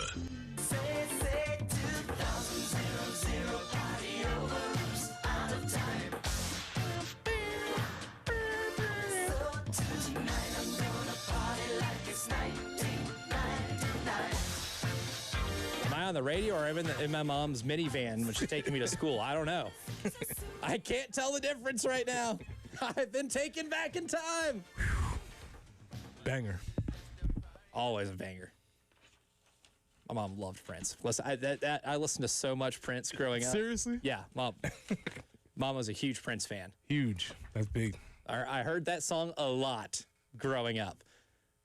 The same way I think a lot of kids look forward to when they are on their way to school to hearing the song, the banger that we provide for the morning meeting. Good morning. Good morning. Repeat after me. Today will be an awesome day. Yes, it will. Let's go. Good morning, great today. Today will be an awesome day. Good morning, great today. Today will be an awesome day. Now, Prince doesn't do that song, does he? He does not. Okay. He does not. Okay. Just double checking right there. Just making sure I didn't miss something in history. But before we get to why we're partying like it's 1999, who's graduating today? We got a bunch. Richland 1, you're on the clock. 8 o'clock, we got the Eau Claire. We have, at 11, we have Lower Richland. At 2 o'clock, we have C.A. Johnson. And rounding it out at 5, we have the Keenan Raiders. So a lot of folks graduating in the area. Give you the same message we're giving everybody. Show up early. And the young people, the younger siblings, fall in line. Not the day to act up. Your turn's coming. Your turn is coming. Just pay attention. And also, I'm not sure what the weather's going to look like today. So take that into consideration also. Yeah, pop-up thunderstorms. There might be some thunderstorms. It might pop up when you're, leaving the parking lot, going into the building or whatever the case is. So just make sure all that's taken care of. So again, shout out to Eau Claire, Lower Richland, C.A. Johnson, and Keenan, all the folks from Richland 1 that will be graduating today. Umbrella recommended. Yeah. Just in case. You might need it today. You would rather have it and not need it than need it and not have One it. of my favorite sayings. If I could tattoo that on my body, I think I would. My other one thing too, with regards to rain and driving, if your wipers are on, your lights need to be on. There you go. Good point. If your wipers are on, your lights do. Yeah, because sometimes it's the case if it's not, so you can see it, so you can be seen. Yes. Most importantly. Encountered that driving back on Monday and wanted to just do citizens arrest going down the interstate. So Probably at least 40 of them. correct. Like, come on. Exactly. Simple rule to play by.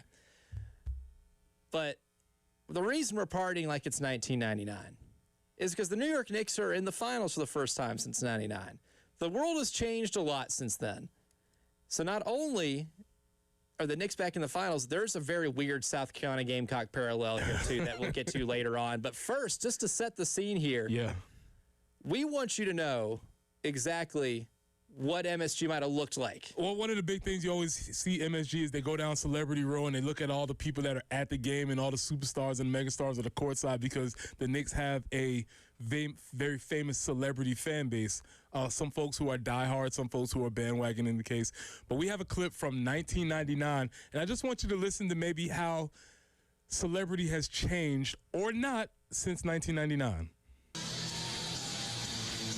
As usual, plenty of familiar faces at the Garden for a big playoff game. Evander Holyfield, who must not be in training. Earlier, I saw him wolf down 2 hot dogs. Ben Stiller, James Caan, JFK Jr., and upstairs, Tiger Woods. 2 Saturday Night Live alums who've gone on to movie stardom. Adam Sandler and Billy Crystal, and Woody Allen. Spike says fourth quarter, we're coming back. Some of those names have aged particularly well. Some are no longer with us. There's again, each one of those has a story behind it. It's very interesting. I like how Billy Crystal and Adam Sandler are simply SNL alums. Yeah, they're not. That movie's superstars. We haven't. Yeah, Billy, especially Sandler, he hasn't really ascended to superstardom yet. I think that's very interesting. So he's kind of, I wouldn't say he's A-list at that time. He's sort of like, he's just a guy. Blossoming. He's on the way. Just doing his thing on SNL. Yeah, he's just kind of doing his thing. He's around. But the two that are stalwarts from 1999 to 2026, Ben Stiller and Spike Lee. Yep. Still in the game 27 years later. Still going, still having those seats. And also Bob Costas glizzy watching for Evander Holyfield. Right? Yeah. You sitting there just counting how many hot dogs this guy's eating, Bob? Come on. And what's really interesting, because obviously there's an audio medium, if in the video, Tiger Woods is sitting there next to somebody, Denzel Washington. Bob didn't feel the need to mention Denzel Washington. Over Denzel. I guess that was before training day. He's like, he doesn't have an Oscar yet. He doesn't have an Oscar yet. But he was still really good in a lot of stuff prior to 2000. But yeah, I thought it's just an interesting look into the past. Now, there is a weird Gamecock parallel when it comes to 1999. We all know what the type of sports seasons it's been for South Carolina athletics, 4-8 in football. Basketball team finished at the bottom of the SEC and on the men's side. Now, the women's side, we don't have to worry about them. Obviously, they're pretty good. And then baseball having the year that we've had, because we've been talking about a coaching search, and that coaching search is happening for a very valid reason. In 1999, Preston Thorne, which is also the last time the New York Knicks went to the NBA Finals, the football team went 0-11 in Lou Holtz's first season. Not great. The men's basketball team was coming off of an 8-21 season despite having B.J. Mackey. Should not happen. On the heels of a 3rd seed in the NCAA tournament, and then the year before that, a 2 seed. Shouldn't happen. Shouldn't happen. The women's basketball team, 11-16 under Susan Walvius, and was 0-15 or 0-14 in SEC play. Stark contrast from where we are now. Different universe, galaxy. I don't know how much further apart I can describe where they're at now and where they were in 1999. Baseball went 35-23, finished 500 in SEC play, won the SEC East, but did not appear in the NCAA tournament. Okay. If the Wikipedia page is correct, which I went up and down the list of names, and I was like, how do you win the SEC East and not make the NCAA tournament? Different time. Different time. Back when division championships, I guess mattered. So there's an interesting parallel here. Baseball didn't play in the postseason. Football clearly didn't play in the postseason. Men's basketball didn't play in the postseason. And it was even worse because the women's basketball team didn't even win in the postseason. They didn't even win an SEC game. Not a great time overall in the major athletics, but good times were coming. That leads me to this. Did it or did it not get better? It got better. It got better. And some would argue that little stretch from 2000 2004 was a very prosperous time for Gamecock athletics. Baseball blossomed. We believe we got our first national championship here with women's track. Shout out to Coach Fry. So a lot of things happened in that period of time, but I guess the phrase is darkest before dawn. Uh-huh. And for South Carolina athletics, it's the Knicks have to make the finals before things can get better. So, Gamecock fans, the best thing that could have happened to you this week was the New York Knicks completing the sweep of the Cavaliers, because history just may repeat itself. Okay. Better days may happen now that the Knicks have finally gotten back to the NBA Finals. Did I do good? Do we make a connection? I feel better. Do we feel better? I feel better. You didn't just leave me in 99, so I feel better. There you go. That's what we tried to do. But coming up next, we'll give some Denny Green awards. He was thriving in 1999. He's going to thrive in this next segment. Next. Game Network, Columbia, Charleston, Florence, and Myrtle Beach. Since that win at Clemson by the Gamecocks, things haven't gone well. And when things don't go well, it's time to look back on the days when things were well. Yeah, let's spin back to the good old days on the Game Network. Line drive, right field, base hit. South Carolina wins the College World Series. Sellers in the pocket. Up in the pocket, gonna run inside the 20, 10. Lenore Sellers going left side, 5. Touchdown, Carolina. Touchdown. Touchdown, Lenore Sellers. From 20 yards out, the Gamecocks take the lead at Death Valley. Now that's some good feels right there. From 107.5 The Game and the Game Network. Pressing here for our friends at Absolute Glass, the premier glass company of the Midlands, offering auto, home, and business glass repair. If your glass is damaged, shattered, cracked, or broken, they can handle the job. If it's a cracked windshield, no problem. They'll come out to your location and they'll replace it for you, usually for free, and they'll work directly with your insurance to take away the headache. That's right. They'll come out to wherever you are. School, home, work, it does not matter. Absolute Glass will come out to you and take care of the job for you. Now, if you're at home, you're looking to increase the value of your home, Absolute Glass can take care of that for you too. Windows, mirrors, shower enclosures, say it all the time. If you can see through it, Ray and Marianne at Absolute Glass can do it. So check them out online at AbsoluteGlassInc.com. That's online at AbsoluteGlassInc.com.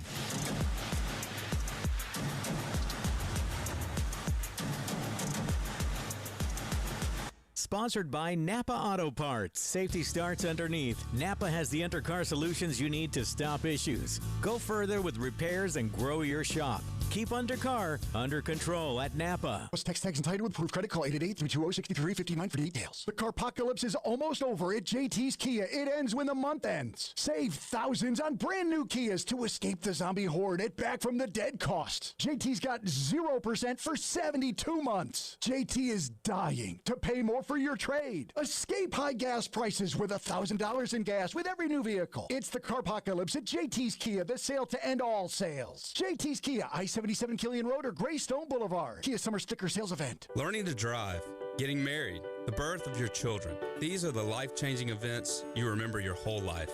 I'm Jason Reynolds. A serious injury changes your life too, in a very different way. I'm Stephen Samuels. At the Samuels Reynolds Law Firm, we get you. We can't erase the injury or change the past, but we can get you through the pain and anxiety and help you on to a brighter future. We get South Carolina because we're true South Carolina. Samuels Reynolds. True injuries, true lawyers. 803-779-4000. Spring is in the air, and it's the perfect time to give your home a refresh. At Dan's Fan City in Harbison, we're celebrating spring cleaning with amazing deals on floor samples, closeouts, and overstocks. Whether you're looking to upgrade your ceiling fans or add a new one to your space, Dan's Fan City has you covered. Stop by our store or give us a call at 781-FANS to take advantage of these fantastic offers. Don't miss out on the chance to save big and elevate your home's comfort and style with Dan's Fan City on Harbison Boulevard. When it comes to family law, a lot has changed in recent years, so assumptions can be costly. If you see or sense a change coming in your family life that could have legal implications, it's important to know where you stand. What are your rights and responsibilities? Getting good legal advice early is never a bad idea. I'm Joe Cordell of Cordell & Cordell. If you or anyone you know is facing a family law issue, start with a consultation. Visit CordellCordell.com. 1201 Main Street, Columbia. Sponsored by Progressive Insurance. Keep your career moving forward with growth opportunities, great pay and benefits, and one of the country's top workplaces. Go to careers.progressive.com and apply today. Full Send Golf. You guys know how much I really love golf. Full Send Golf, 2v2. Me and VOD versus Big John and Kyle. Oh, it feels good to be back on the links with the boys. Join the party on the golf course. Back to golf in a big way. Now what, practice? Let's go hit the range. I was like, let's go to the range. We are headed to the golf course. Yo, you want to golf with us? No. You don't play golf? No. Try. We got to break par. I'm very excited. You excited? Yeah. Full Send Golf. Follow and listen on your favorite platform.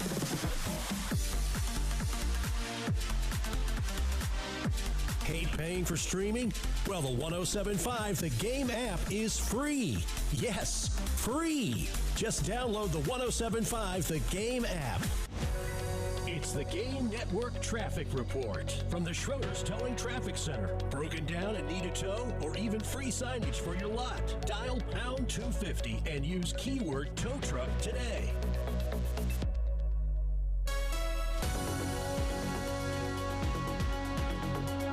I-77 northbound at Shop Road, stay left because the right lane currently blocked. Also, we're seeing I-20 westbound before exit 101, still working that earlier slowdown from a vehicle fire. And I-77 southbound at Bluff Road, an accident. 87 today, 91 tomorrow. Both days expecting some isolated thunderstorm activity. On Friday, maybe some evening showers, 84 for the high. Really, Sunday is about the first day that we're looking at that would not have potential for rainfall.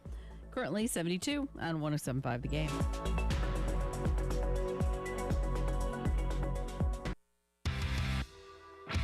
The Early Game.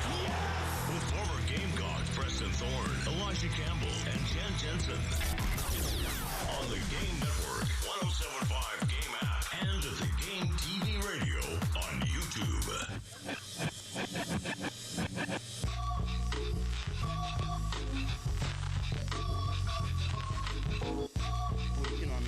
We just the Bears are what we thought they were. What we thought they were. We played them in preseason. Who the hell takes a third game in a preseason like it's bull? We played them in the third game. Everybody played three quarters. The Bears are who we thought they were. And that's why we took the damn field. Now, if you want to crown them, then crown their ass. But they are who we thought they were, and we let them off the hook. They are exactly who we thought they were. Gets me every time. It's great. So it's time to give out Denny Green Awards. And this is a perfect weekend for the Denny Green Award. I think the Denny Green Award prevailed this weekend and this week. You know, one of my phrases that I pride myself on is run the play. Sometimes, you know, you might try and get a little bit too fancy. You might try and feel like, oh, I want to call it something different. I don't want them to see it coming. I'm going to run the play right here. James Harden. Layup. You are who we thought you were. James Harden was in elimination games this playoff series, 7 for 27 from the field, and 1 of 17 from the three-point line. Stinky. Only contributing to everybody saying that this guy just does not show up in any moments when his teams need him. He doesn't do it. Not to mention that does not even put the fact that the team said the New York Knicks explicitly stated that they were hunting James Harden on defense. Mm-hmm. They scored him. He was the main part of the reason why they blew a 22-point lead with 8 minutes to go in the fourth quarter. James Harden, you are exactly who we thought you were, specifically when it comes to the playoffs. What's so funny, just in this series alone, he was 5 of 28 from 3. He had 12 assists. He had 17 turnovers. If you look at what he was in the previous series, He was 15 of 51 from 3. That's 29%. He had 44 assists, 31 turnovers, so it's a little bit better. But in the first series, too, most games he had a negative assist-turnover ratio, right? He barely had a positive assist-turnover ratio in the first series, so 43 and 36 before that. While also from three-point range, shooting a little bit better. He actually had a decent shooting performance in the first round against the Raptors. But when it really, really matters, he finds a way to lose. He just finds a way to lose his team the game.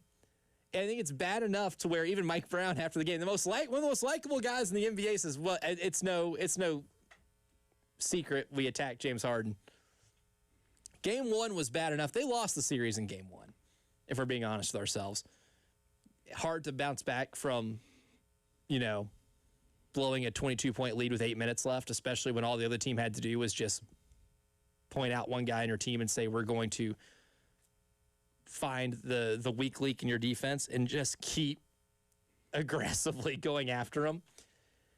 Hilarious how that ended up ensuing, but even more so, it was so automatic, Preston Thorne, that in the 9 times they attacked James Harden in the last 8 minutes of that game, they scored on 8 of those times.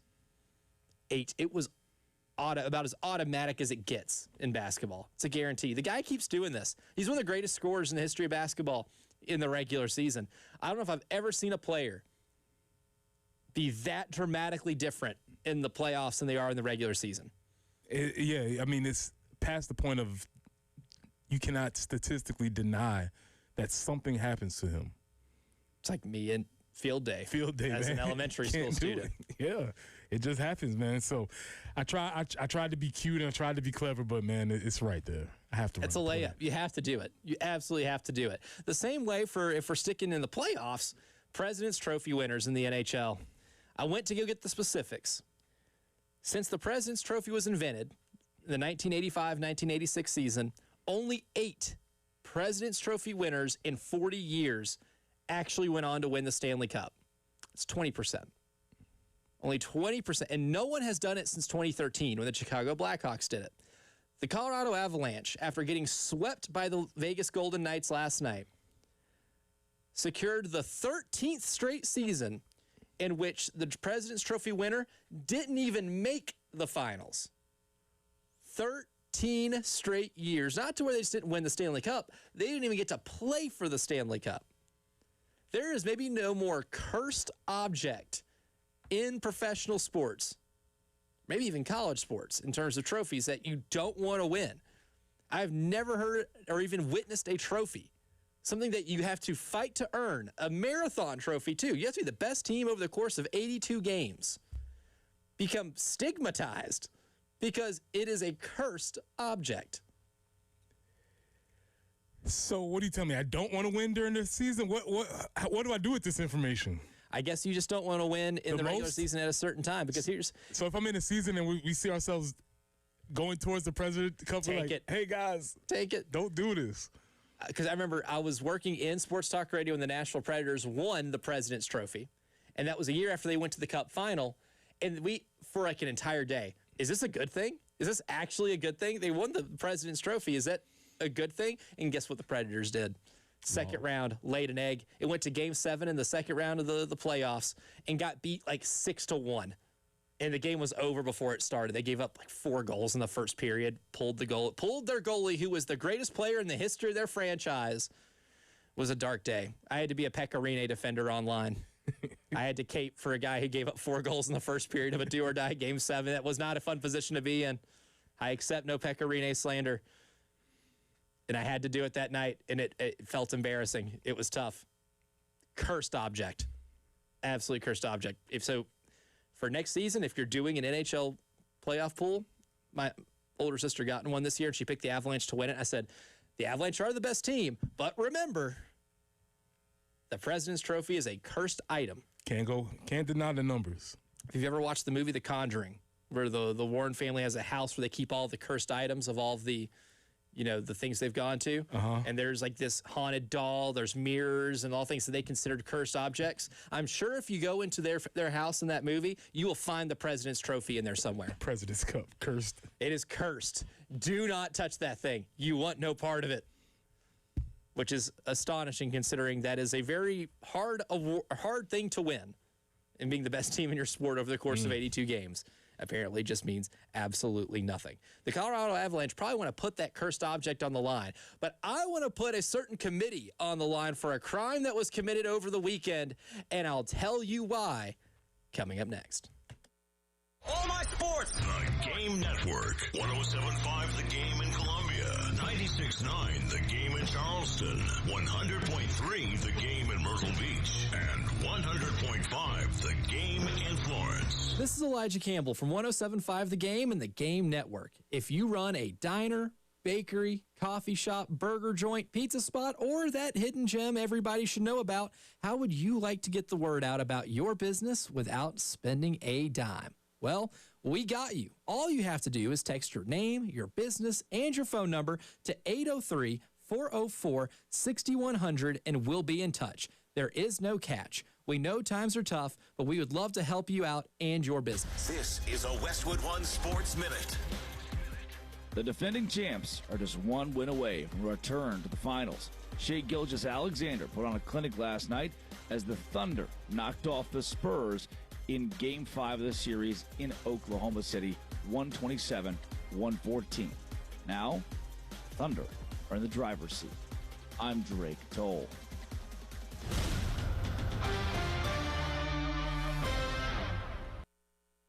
Lunch was great, but this traffic is awful. Can we stop at a bathroom? Are you all right? I keep having stomach issues after eating, like diarrhea, gas and bloating, abdominal pain, and sometimes oily stools. Sound familiar? Those stomach issues may actually be a pancreas issue called exocrine pancreatic insufficiency, or EPI. Creon pancrelipase may help manage EPI. Creon is a prescription medicine used to treat people who can't digest food normally because their pancreas doesn't make enough enzymes.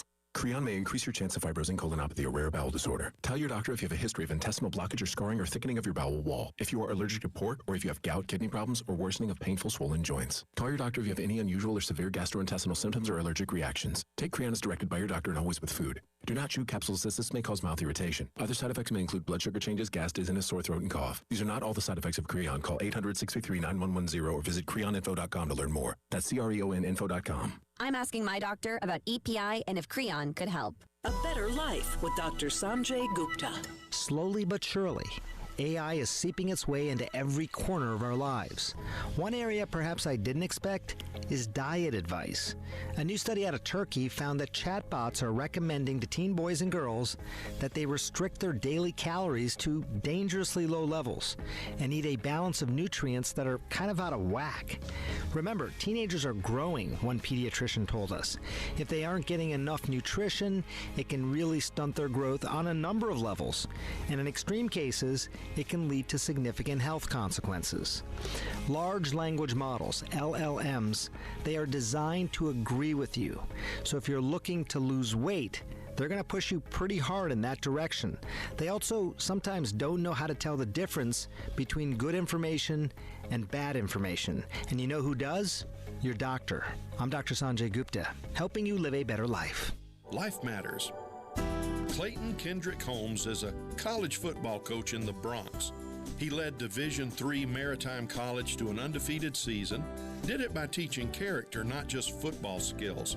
On their jerseys, instead of the players' names, you see words like family, accountability, respect, work, and enthusiasm.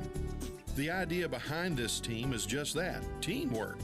He knows each player is an individual, and some players are more talented than others, but they've adopted the concept of teamwork and character traits that transcend their differences. This is Pastor Stephen Chitty. Everyone needs to be part of a team, a group of people who have your back.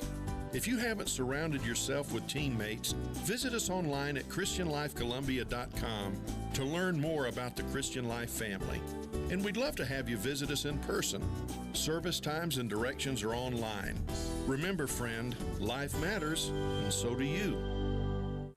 The Early Game with former Gamecock Preston Thorne, Elijah Campbell, and Jen Jensen on the Game Network, 107.5 Game app, and at the Game TV radio on YouTube.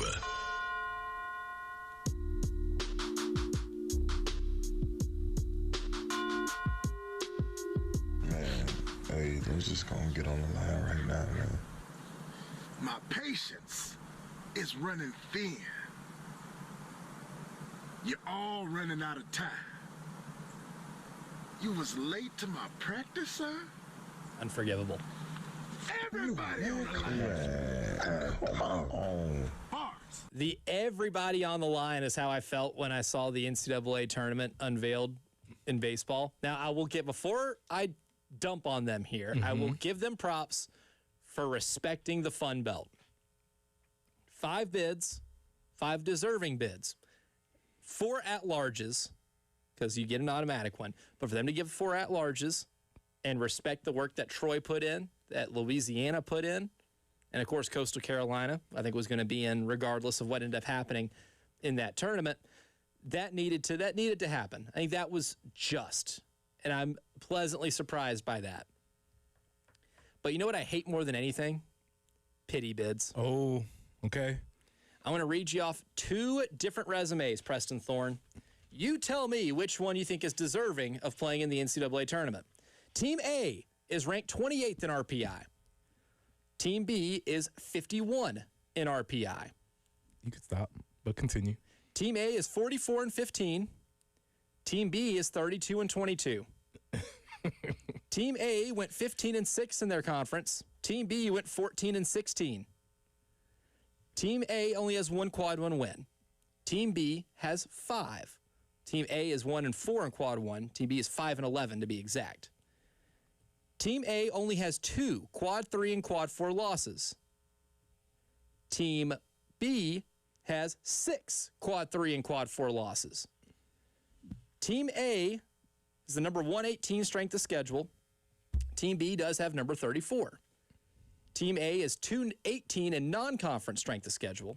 Team B is 242 in non-conference strength of schedule. Team A is one of only 9 teams to beat Georgia Tech. Oh, you just showed your hand just now. I did. Mm-hmm. I absolutely did. And I don't think Team B beat Georgia Tech. Did Team B have 3 opportunities to beat Georgia Tech and they did not beat them at all? Team B had 3 opportunities to beat Georgia Tech and lost 3-1, 6-4, and 10-0 in 8 innings. They lost by a combined, in 3 games, they were outscored 19-5. Sweep. By Georgia Tech in a clean sweep. Team A is Mercer. Team B is NC State. Guess who got into the NCAA tournament as an at-large bid? Guess who did not? I'm imagining, well, I know NC State got in. I did not know the numbers behind it, though. NC State also gave up 21 runs to Duke in their only ACC tournament game. Oh, the last time they were on the field, they gave up 21 runs? The last time they were on the field, they got beat 21-12. Good game. In baseball. Darian Mensah had a good game. Darian Mensah was great. Defense stood on its head. That game had to have taken 6 hours. 3 tutties.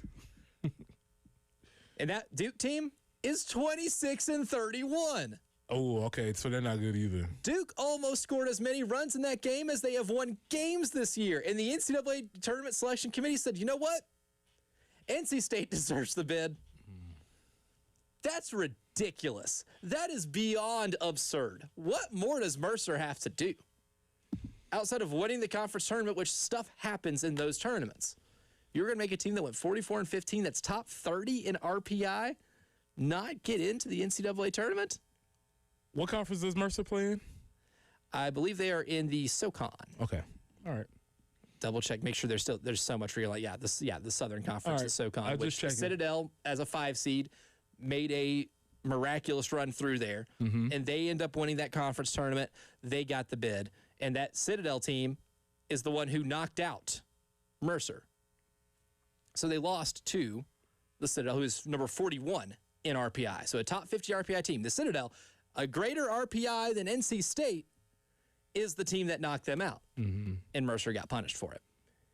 Yeah, and the reason why NC State has the strength of schedule advantage is simply by virtue of being in the ACC. They don't have to schedule those games. Yeah, they didn't do that. League does that It's for just you. because they're there. The schedule you choose in that one, the non-conference strength of schedule, they're 242, and again, Mercer 218. All right. Well, that's a pity bid. That's your coach is retiring. We want to give you one more chance. That is ridiculous. So the NCAA Tournament Selection Committee, for just giving a pity bid out, get on the line. Very easy. You laid it out very clear. Here's the thing, Elijah. James, come back here. Because what we do not do is anybody can play and anybody can lose, but we don't tolerate losers. And you, sir, are being a loser. Jen, can we get clip number 2, please? I mean, I can't even answer that question, honestly. You know what I mean? Like, yeah, it was 4-0, but I don't think we had a chance as far as our best shot. You know, from a standpoint of the circumstances. You know, obviously they dominated us 4-0, but yeah, I don't know if I can necessarily answer that question, just because genuinely I do feel like we are the better team, but you know, series wise, you know, it didn't show it, so it's a tough question to answer. No, it's not, James. No, it's not. You got dominated. You said it. You lost 4-0. You are, in fact, not the better team. In fact, you are the worst team. You had 4 chances. That is loser language. And for that, get on the line. Loser language from the early game's favorite loser. Come on, man. What are you talking about? Analytically, they won 2 of the 3. Yeah, your coach is always. Before game 4. Katie, come on over here, too. Get on the line. No one wants to hear that. Early game, third long hours next. Broadcasting live from the Herndon Chevrolet studio. Herndon Chevrolet is your hometown dealer. Stop by today or shop online 24/7 at herndonchevy.com. All right, y'all, summer is on the way. It's not officially here on the calendar, but it will be heating up. And when it heats up, you need to call the folks from AAA Heating and Air, where they take your home comfort and make it their top priority. Don't wait for the first heat wave to come around before you check you and see that your AC isn't up to task. Call AAA Heating and Air, and their expert technicians will come out to your home and get your system working, ready, and in prime condition. Especially, they'll do a thorough seasonal inspection and a cleaning. If you want even more peace of mind, ask about the AAA Comfort Club, where members enjoy priority scheduling, flexible visits, and exclusive discounts on future services. Take your home comfort to the next level and beat the heat before it hits. Call AAA Heating and Air today at 803-920-3771. That's 803-920-3771.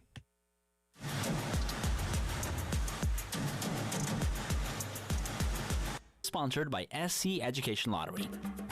Now, all lottery purchases come with more chances to win cash, merchandise, and other great prizes with the launch of Players Club Rewards. Scan your winning or non-winning tickets in the SC Lottery app and start winning more. See sceducationlottery.com for more information. The Gant family with Pioneer Tree Service has been taking care of trees in Columbia and surrounding areas for over 48 years. Pioneer Tree Service provides tree and shrub removal, pruning and thinning, tree planting, cabling and bracing, raising tree canopies, stump grinding and removal, storm damage services, property cleaning and grading, right-of-way maintenance, and more. They also provide 24-hour emergency tree removal. They can also handle the removal of diseased and dead trees before an emergency happens. Call them today for a free estimate. 803-794-8253. The Gant family and their team at Pioneer Tree Service can be trusted to provide professional and quality tree services with affordable pricing for residential or commercial jobs. Ashton Smith called Pioneer Tree Service and said they came when she was leaving for work, and when she got home, the tree was gone as if it was never there. She was so impressed with Pioneer Tree Service, she will definitely use them again. Here's one of the Gant girls, Madison Gant. Call us today for a free estimate at 803-794-8253 or check us out online at pioneertreesc.com. Full Send Golf. You guys know how much I really love golf. Full Send Golf 2v2. Me and VOD versus Big John and Kyle. Oh, it feels good to be back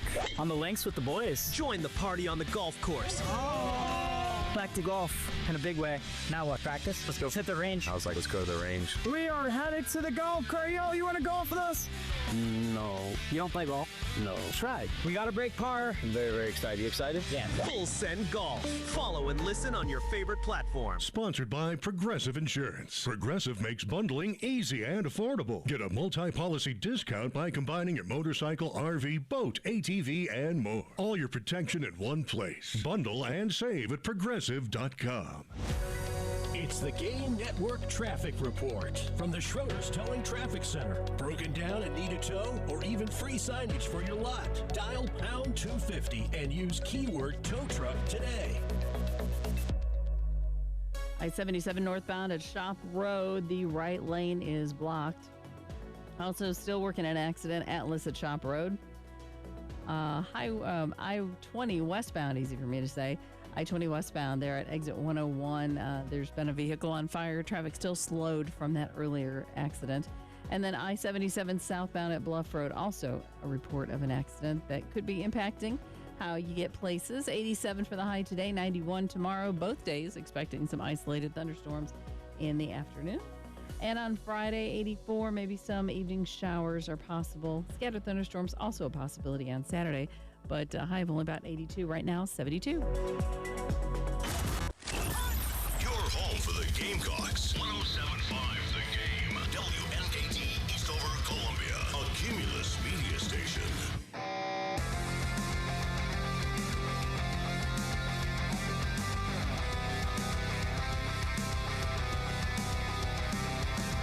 Back to sports. The early game with former Gamecock Preston Thorne, Elijah Campbell, and Jen Jensen on the Game Network, 107.5 Game app, and the Game TV radio on YouTube.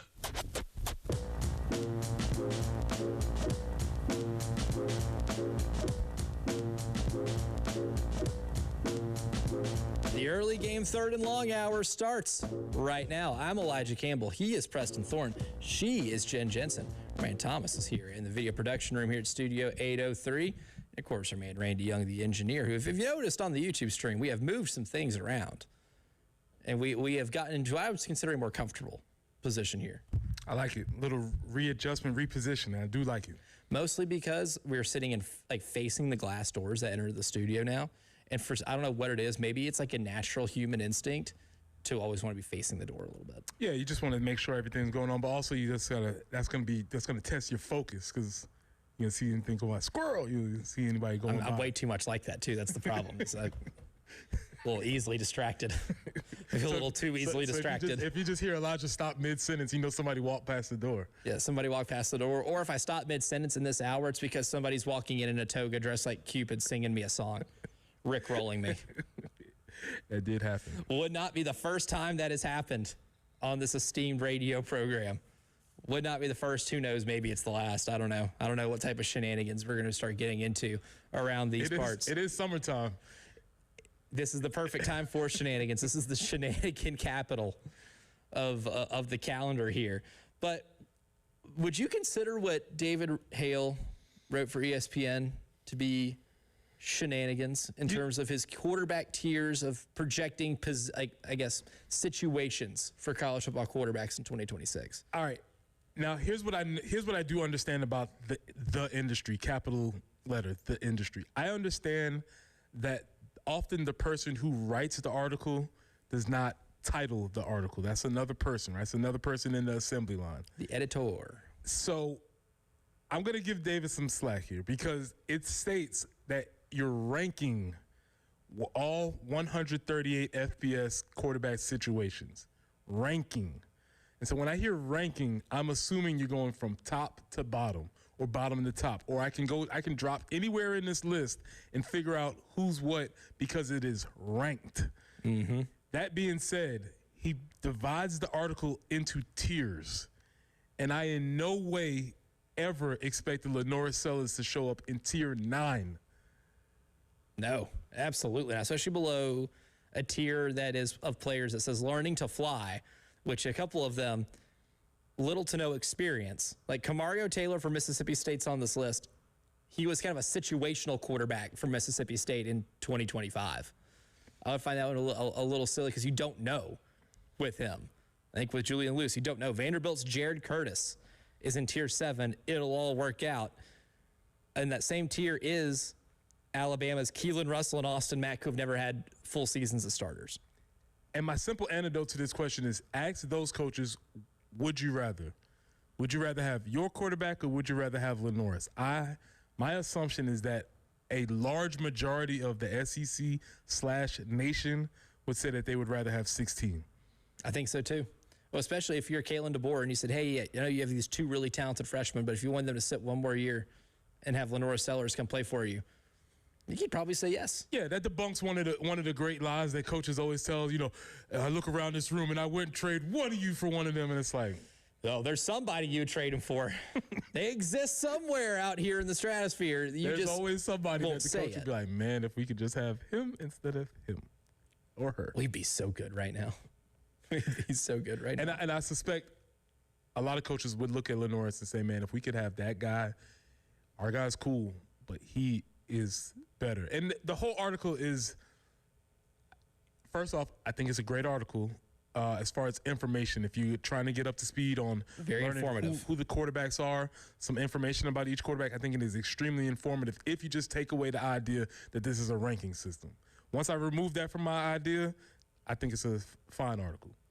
And to give you a glimpse as to why he put Lenoris Sellers in tier 9, which is crafty veterans. That's how he has every title for different tiers, right?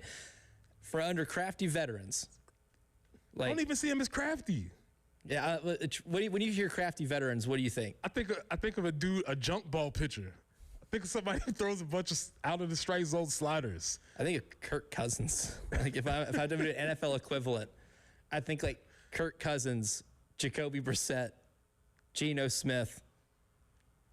Yeah, I'm even trying to think of how that would have even applied to a college level. Somebody who's just crafty, and I think he does a decent. I would say game manager type.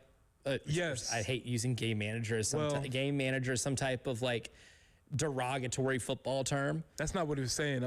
But when you say crafty, I'm thinking of somebody who's probably not as skilled or not as explosive as somebody undersized, but they just don't make mistakes. Will Howard at Ohio State, I would have considered a crafty veteran because he played at Kansas State for a while. I don't think there was anything Will Howard did that was exceptional. I heard him described as like a good rule follower of an offense, which I thought was the perfect way to describe Will Howard. And there's nothing wrong with that. Will Howard was good enough to win Ohio State a championship and utilize number 4 overall pick in Carnell Tate and future number 1 or number 2 overall pick Jeremiah Smith on the other side of his offense. Jalen Hurts. He could have been a crafty veteran. Crafty veteran. Obviously, there's some limitations in his game, but because he knows the game so well and is able to maneuver and he's a leader guy, I would put him in the crafty veteran type of player. Jalen Hurts before he got to Oklahoma specifically. Yes. Like what? So the year before. Yes. Or the year he transferred to Oklahoma before that season. If we were doing this article and doing this exercise, Jalen Hurts would have fit under crafty veteran. Yes. But then he played so well at Oklahoma that he ended up becoming a second-round draft pick, and now he is a Super Bowl champion. But for Lenoris, here's the write-up. And here's the tier that Lenoris is in terms of crafty veteran. Kansas State's Avery Johnson, Syracuse's Steve Angeli, whoever's going to be at Texas Tech. He put all 3 quarterbacks on the roster there for Texas Tech. And then Alonze Barnett III, who is playing at Central Florida, who transferred from James Madison. So he quarterbacked James Madison to the college football playoff. Okay. He's going to be at UCF this year. And he does write-ups over every single player in here. And here's what he had. Here was his observation about Lenoris Sellers. Sellers forced 48 missed tackles in 2025, the same total as 2024 when he seemed like the toughest quarterback on the planet to tackle. But his yards per rush went from 4.1 to 2024 to 1.8 in 2025, and his sack rate jumped from 8.7% to 11.1%. He goes on to say... So stop there. Let's do piece by piece. Okay. I need you to break down what that means because he forced the same amount of total missed tackles from year to year, but his yards went down. What does that mean? It means he's getting sacked more because sack yardage does count against your rushing total. So he is getting sacked more, and he is not advancing further past the offensive line, which tells me if he's breaking the same number of tackles, that he's not getting enough protection. That first tackle is being broken probably about 5 yards behind the line of scrimmage, as opposed to it being at the line of scrimmage or a yard past the line of scrimmage, right? Where he's missing the tackles probably has something to do with that, because we know no matter how good of a runner you are, you can force missed tackles. Derrick Henry's always forced a lot of missed tackles, but some of his years when he was playing with the Titans in which he didn't have his normal rushing numbers is because the yards at contact is usually in the negative. He's usually getting hit on first contact behind the line of scrimmage. So he'd have a lot of 1 or 2 yard runs in which he forced maybe 1 or 2 missed tackles. So it tells me that contact is happening earlier. The sack rate number jumping from 8.7% to 11.1% tells me that's probably holding on to the ball too long.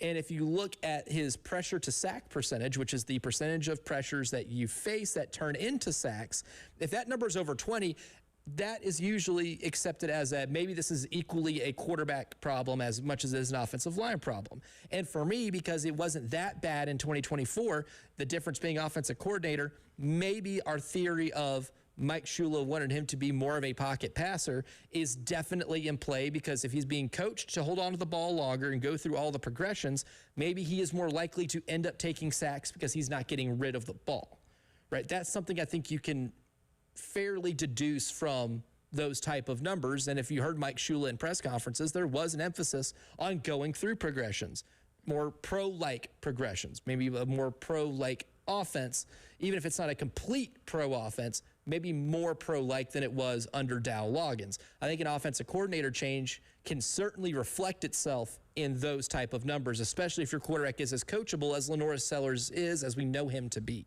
Okay, continue. So then he goes on to say, Sellers played 8 teams that finished with a winning record in each of the past 2 years. In 2024, he was 4-4 and averaged 7.5 yards per dropback, which ranks 7th best among qualified Power 4 players. In 2025, he was 0-8 and averaged 5.5 yards per dropback, which is 58th. His sack total nearly doubled from 18 to 34, too, speaking in those games. He did not get sacked 18 times on the season, I can't assure you. But in those games against teams that finished with a winning record, that is the sack total. It jumped up significantly in that regard. Yeah. And the key piece of context that the article doesn't mention is that the offensive coordinator was fired, the offensive line coach was fired because of their inability to produce an offensive system around this tremendous talent. As I stated before, Lenora Sellers is so good that he got Dow Loggins a head coaching job. There's no other scenario that Dow Loggins becomes the head coach of App State if he's not Lenora Sellers, if he doesn't benefit from riding Lenora Sellers' coattails to that job. If he can't put that on his resume. He has to put that on. I mean, what's he going to put in there? Ryan Fitzpatrick? I mean, Jake Locker. Is he going to put his tenure at the New York Jets on there? Adam Gase as a reference. Come on, dog. There's only one reason why, and it's because he, to his credit, was able to put together an offensive system that took advantage of Lenoris' talents. And really took off at the part of the year where you really needed it to take off, and turned South Carolina into a team that had the defense to be really good. Offensively, they got good enough to where they were in legitimate college football playoff conversations.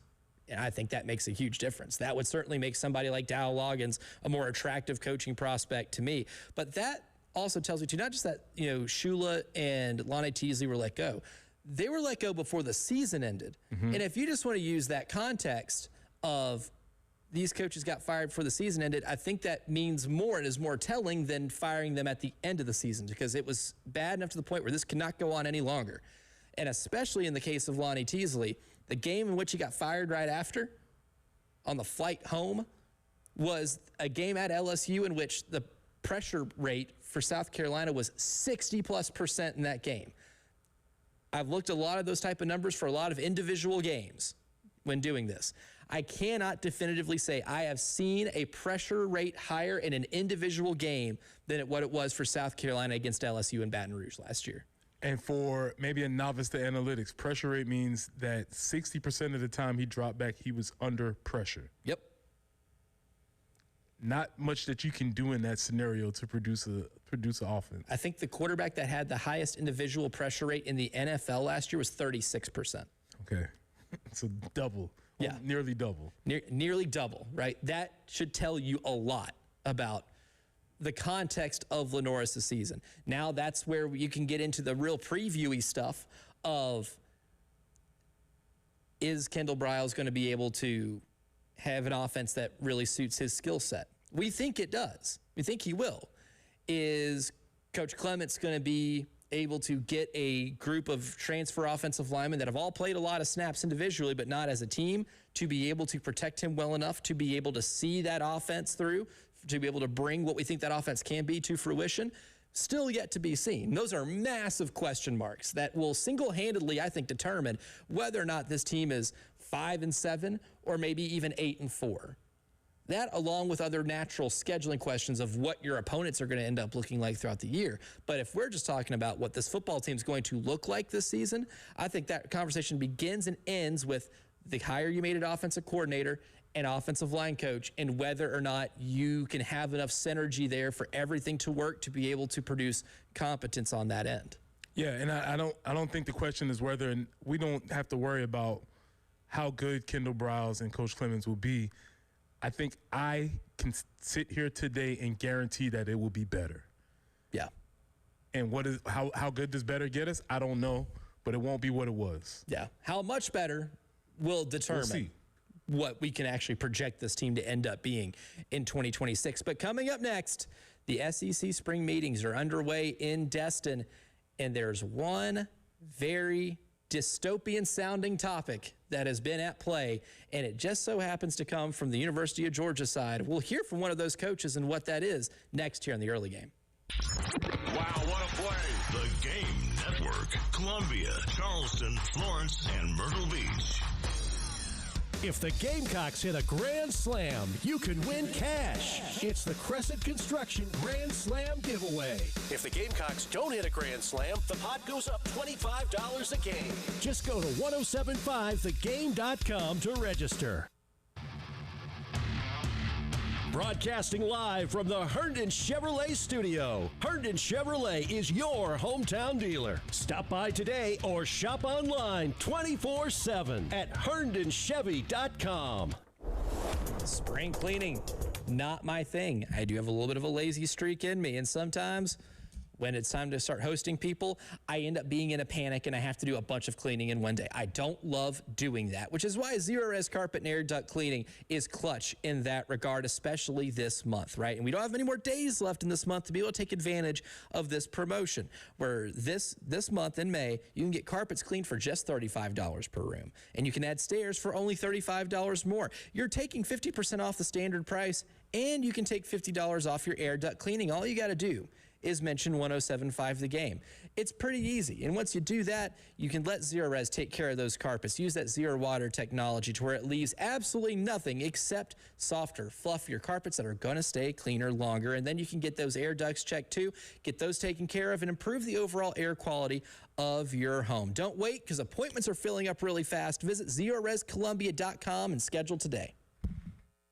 On brand new Kias to escape the zombie horde at back from the dead cost. JT's got 0% for 72 months. JT is dying to pay more for your trade. Escape high gas prices with $1,000 in gas with every new vehicle. It's the Carpocalypse at JT's Kia, the sale to end all sales. JT's Kia, I-77 Killian Road or Greystone Boulevard. Kia Summer Sticker Sales Event. There he is, Mr. Big Time Capital One Bank guy. Mom, please. Wow, look at this Capital One Cafe. I just might move in. Or just drop by. Capital One cafes are open 7 days a week. I could put my spoon collection right here by the ATM, yes. Wow, you weren't kidding, Mom. I never kid about the spoon collection, son. Oh, hey, what's that thing you always say? There's no fees or minimums on Capital One checking accounts. No, the other one. What's in your wallet? Oh, that's my boy. Terms apply. Visit CapitalOne.com/bank guide for details. Capital One and name member FDIC. Get in the zone, AutoZone. Welcome to Markdowns for Miles at AutoZone. Thanks. Is oil marked down? Save up to $15 when you buy 5 quarts and a filter. And fuel treatment? 2 for $9 on Lucas. Brake pads? Marked down to free. Free? Get free Duralast brake pads when you buy 2 Duralast rotors. That's several markdowns. For many more miles. Get in in the zone, AutoZone. Restrictions apply. Plus text tags and title with approved credit. Call 866-243-4623 for details. Time is running out on JT's Carpocalypse sale. It ends when the month ends. Save thousands on brand new Jeeps and Rams to escape the zombie horde at back from the dead costs. We've got 0% for 72 months. JT is dying to pay more for your trade. Escape high gas prices with $1,000 in gas with every new vehicle. End of the world savings and everything must go at JT's Jeep Ram, 378 Lexington or Greystone Boulevard. Declaration of deal sales. When it comes to family law, a lot has changed in recent years, so assumptions can be costly. If you see or sense a change coming in your family life that could have legal implications, it's important to know where you stand. What are your rights and responsibilities? Getting good legal advice early is never a bad idea. I'm Joe Cordell of Cordell & Cordell. If you or anyone you know is facing a family law issue, start with a consultation. Visit CordellCordell.com. 1201 Main Street, Columbia. It's the first day of the first grade, and she found a new best friend. It's a laid-back Sunday afternoon you wish would never end. The homemade taste of Bluebell and good friends gathered round. The good old days are being made right now. Bluebell doesn't fudge on deliciousness. Our new black raspberry fudge ice cream in pints and half gallons combines black raspberry flavored ice cream with dark chocolate flavored chunks and a chocolate fudge swirl. The result is real. Taste the truth. The good old days are being made right now. The good old days are being made right now. Look for Bluebell ice cream available at Publix, where shopping is a pleasure. It's the Game Network Traffic Report from the Schroeder's Towing Traffic Center. Broken down and need a tow or even free signage for your lot? Dial pound 250 and use keyword tow truck today.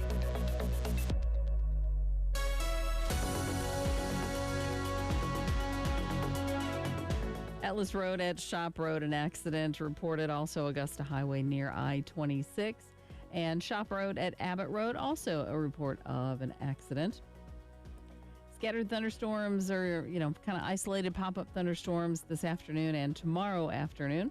Today, 87 is the high we're looking for, 91 tomorrow. And on Friday, maybe some afternoon or evening showers, 84. So cool down just a little bit for the weekend. Right now, though, it's a little overcast and it is 72.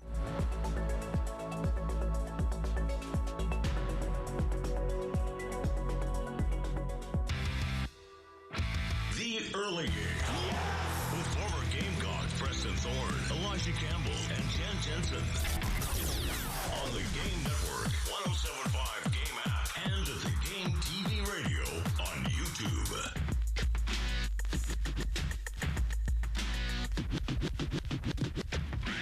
In which college athletics is struggling with money.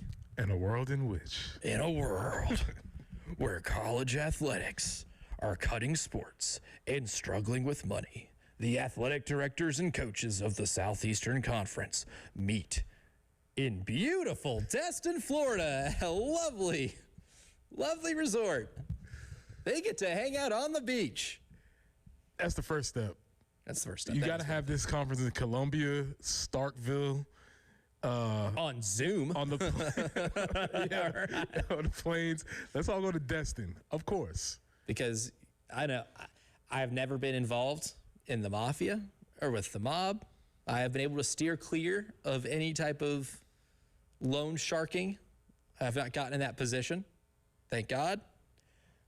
But I do know that if I were to have taken money from somebody who maybe doesn't go by the proper means of collections, and they saw me on vacation somewhere, wouldn't go very well. Or if I owe just a friend money, like, hey man, sorry, I can't pay you that $50 back, and I'm posting on Instagram that I'm over in the beach in Destin, they're gonna be like, that's a tough one. Where's that $50, buddy? Where is it?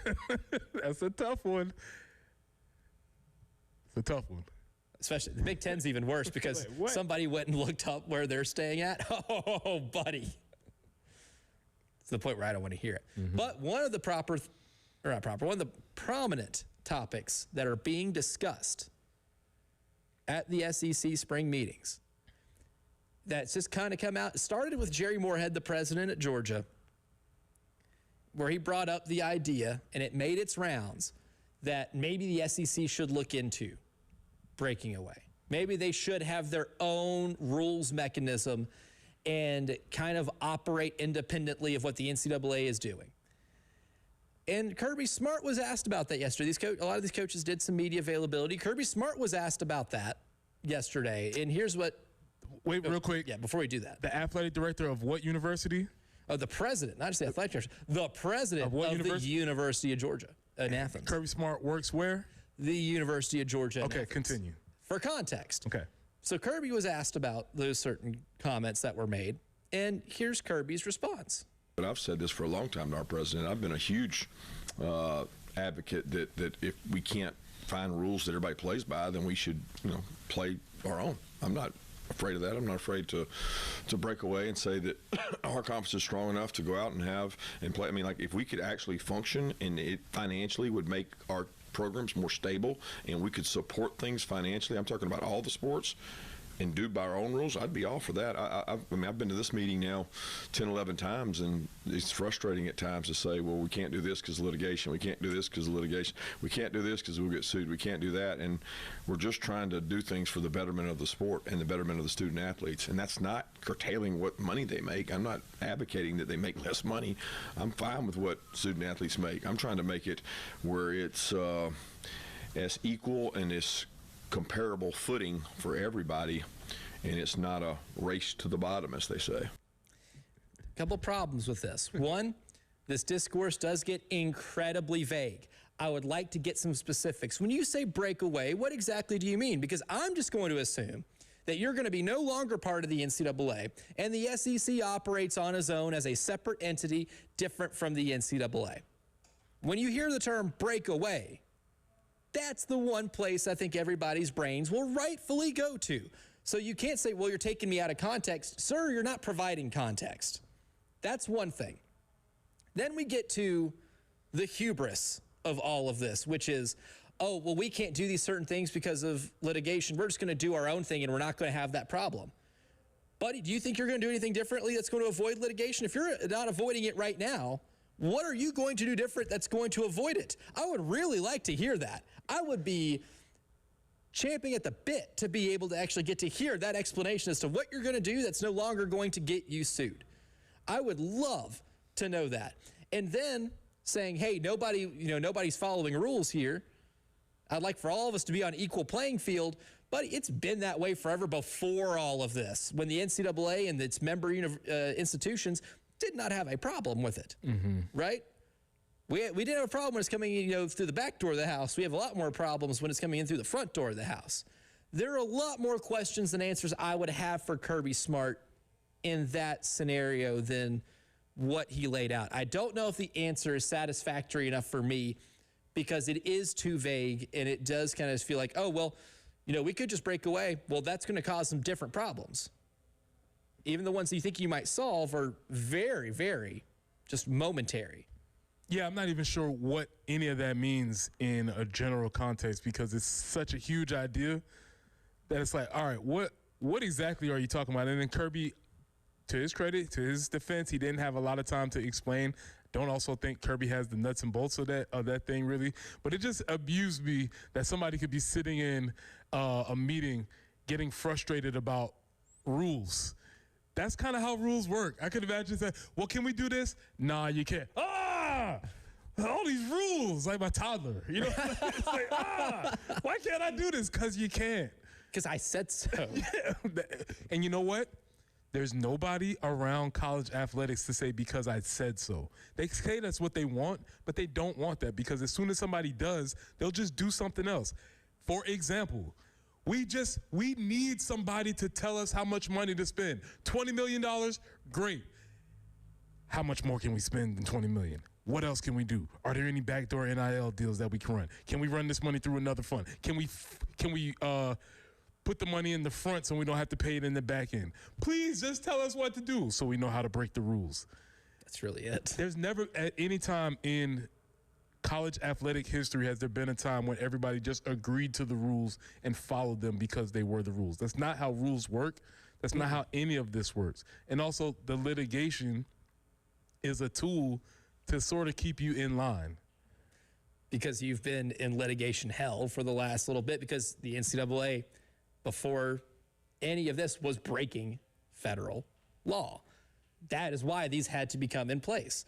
And the thing that I find rich about certain, presidents or coaches saying this, sort of thing is that, like, the whole we need rules thing, like, you establish them. After the House settlement, you only can spend, $24 million of your rev share, and all NIL deals have to pass a clearinghouse. Yes, the clearinghouse is a bad idea in its own.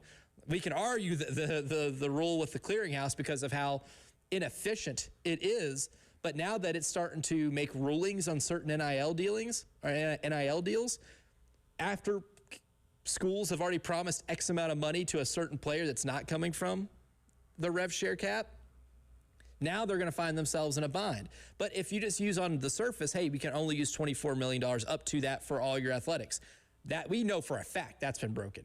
Because it's been very well documented that Kentucky on basketball alone, on men's basketball alone, spent $24 million on a roster. I don't know if all those NIL deals got approved through a clearinghouse. And this market was set by the buyers, who in this case are the universities. So they need, please protect us from ourselves. Because we cannot stop spending money. We can't stop spending this money. We can't do it. We can't stop spending it. Because there would be a way that if you reached whatever the cap number was, you would reach that number, and then the talent, I'll say talent because I won't say labor, because that's probably the correct word here, but I'll say talent. If the talent saw fit that they deserved enough money, they would just go somewhere else. But that's not how this is working, because once they hit the $20 million, they say, oh, let's find other routes and methods so that we can keep securing this much talent. This is too Machiavellian of an industry, because you know why?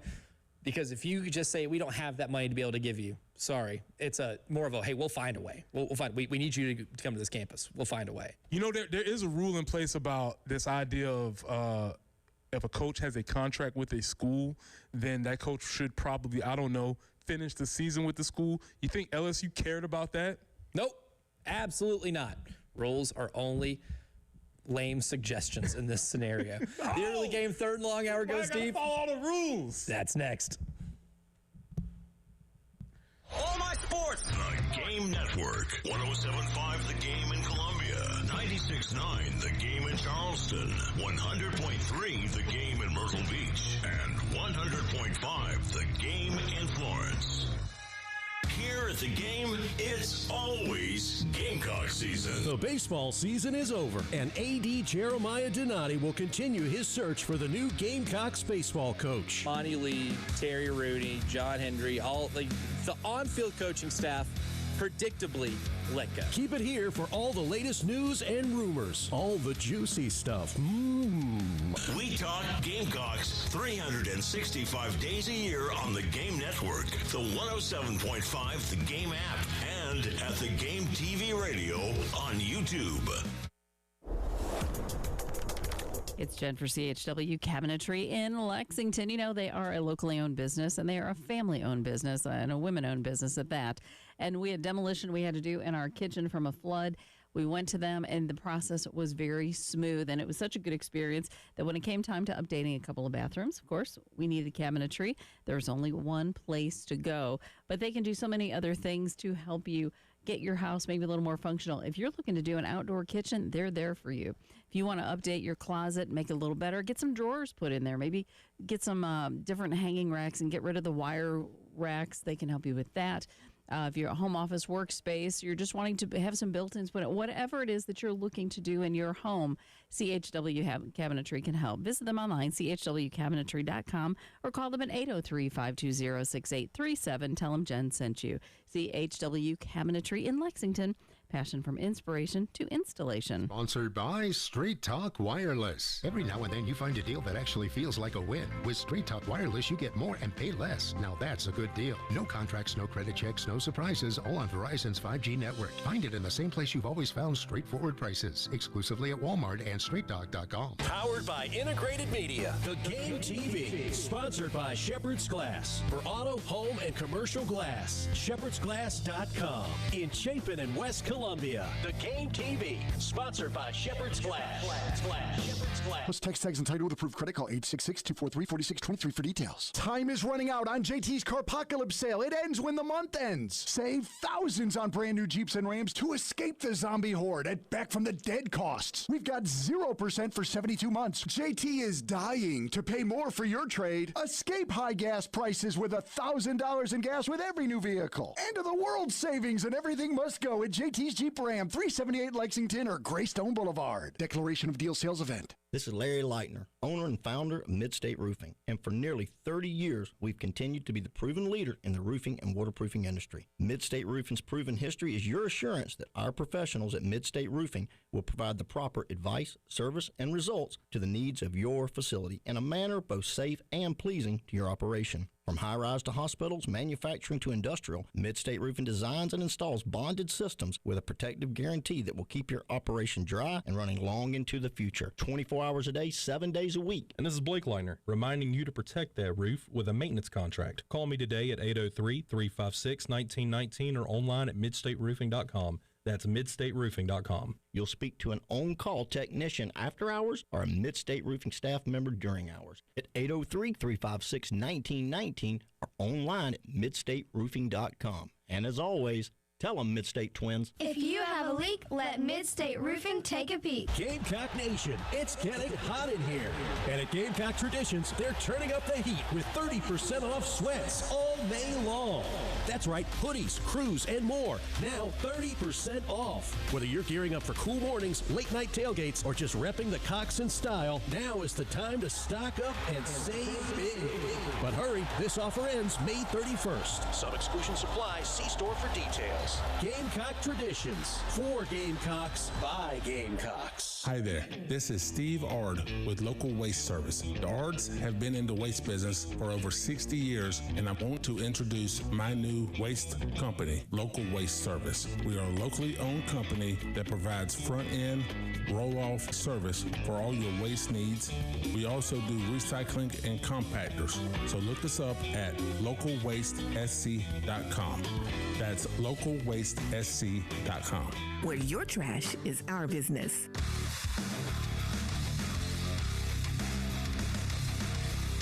Everybody loves streaming till you have to pay for it. Just download the 107.5 The Game app and stream us for free. It's the Game Network Traffic Report from the Schroeder's Towing Traffic Center. Broken down and need a tow or even free signage for your lot? Dial pound 250 and use keyword tow truck today.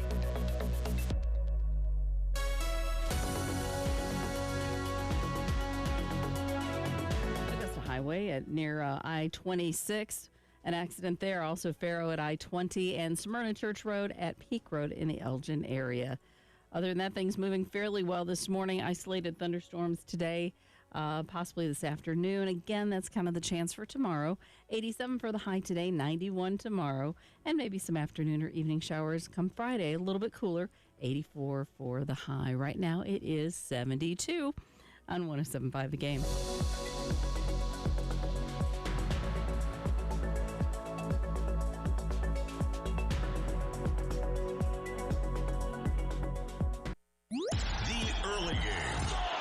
Former Gamecock Preston Thorne, Elijah Campbell, and Jen Jensen on the Game Network, 107.5 Game app, and the Game TV radio on YouTube. The early game third and long hour goes deep. Part 2 today of hiring the hometown hero, the successes.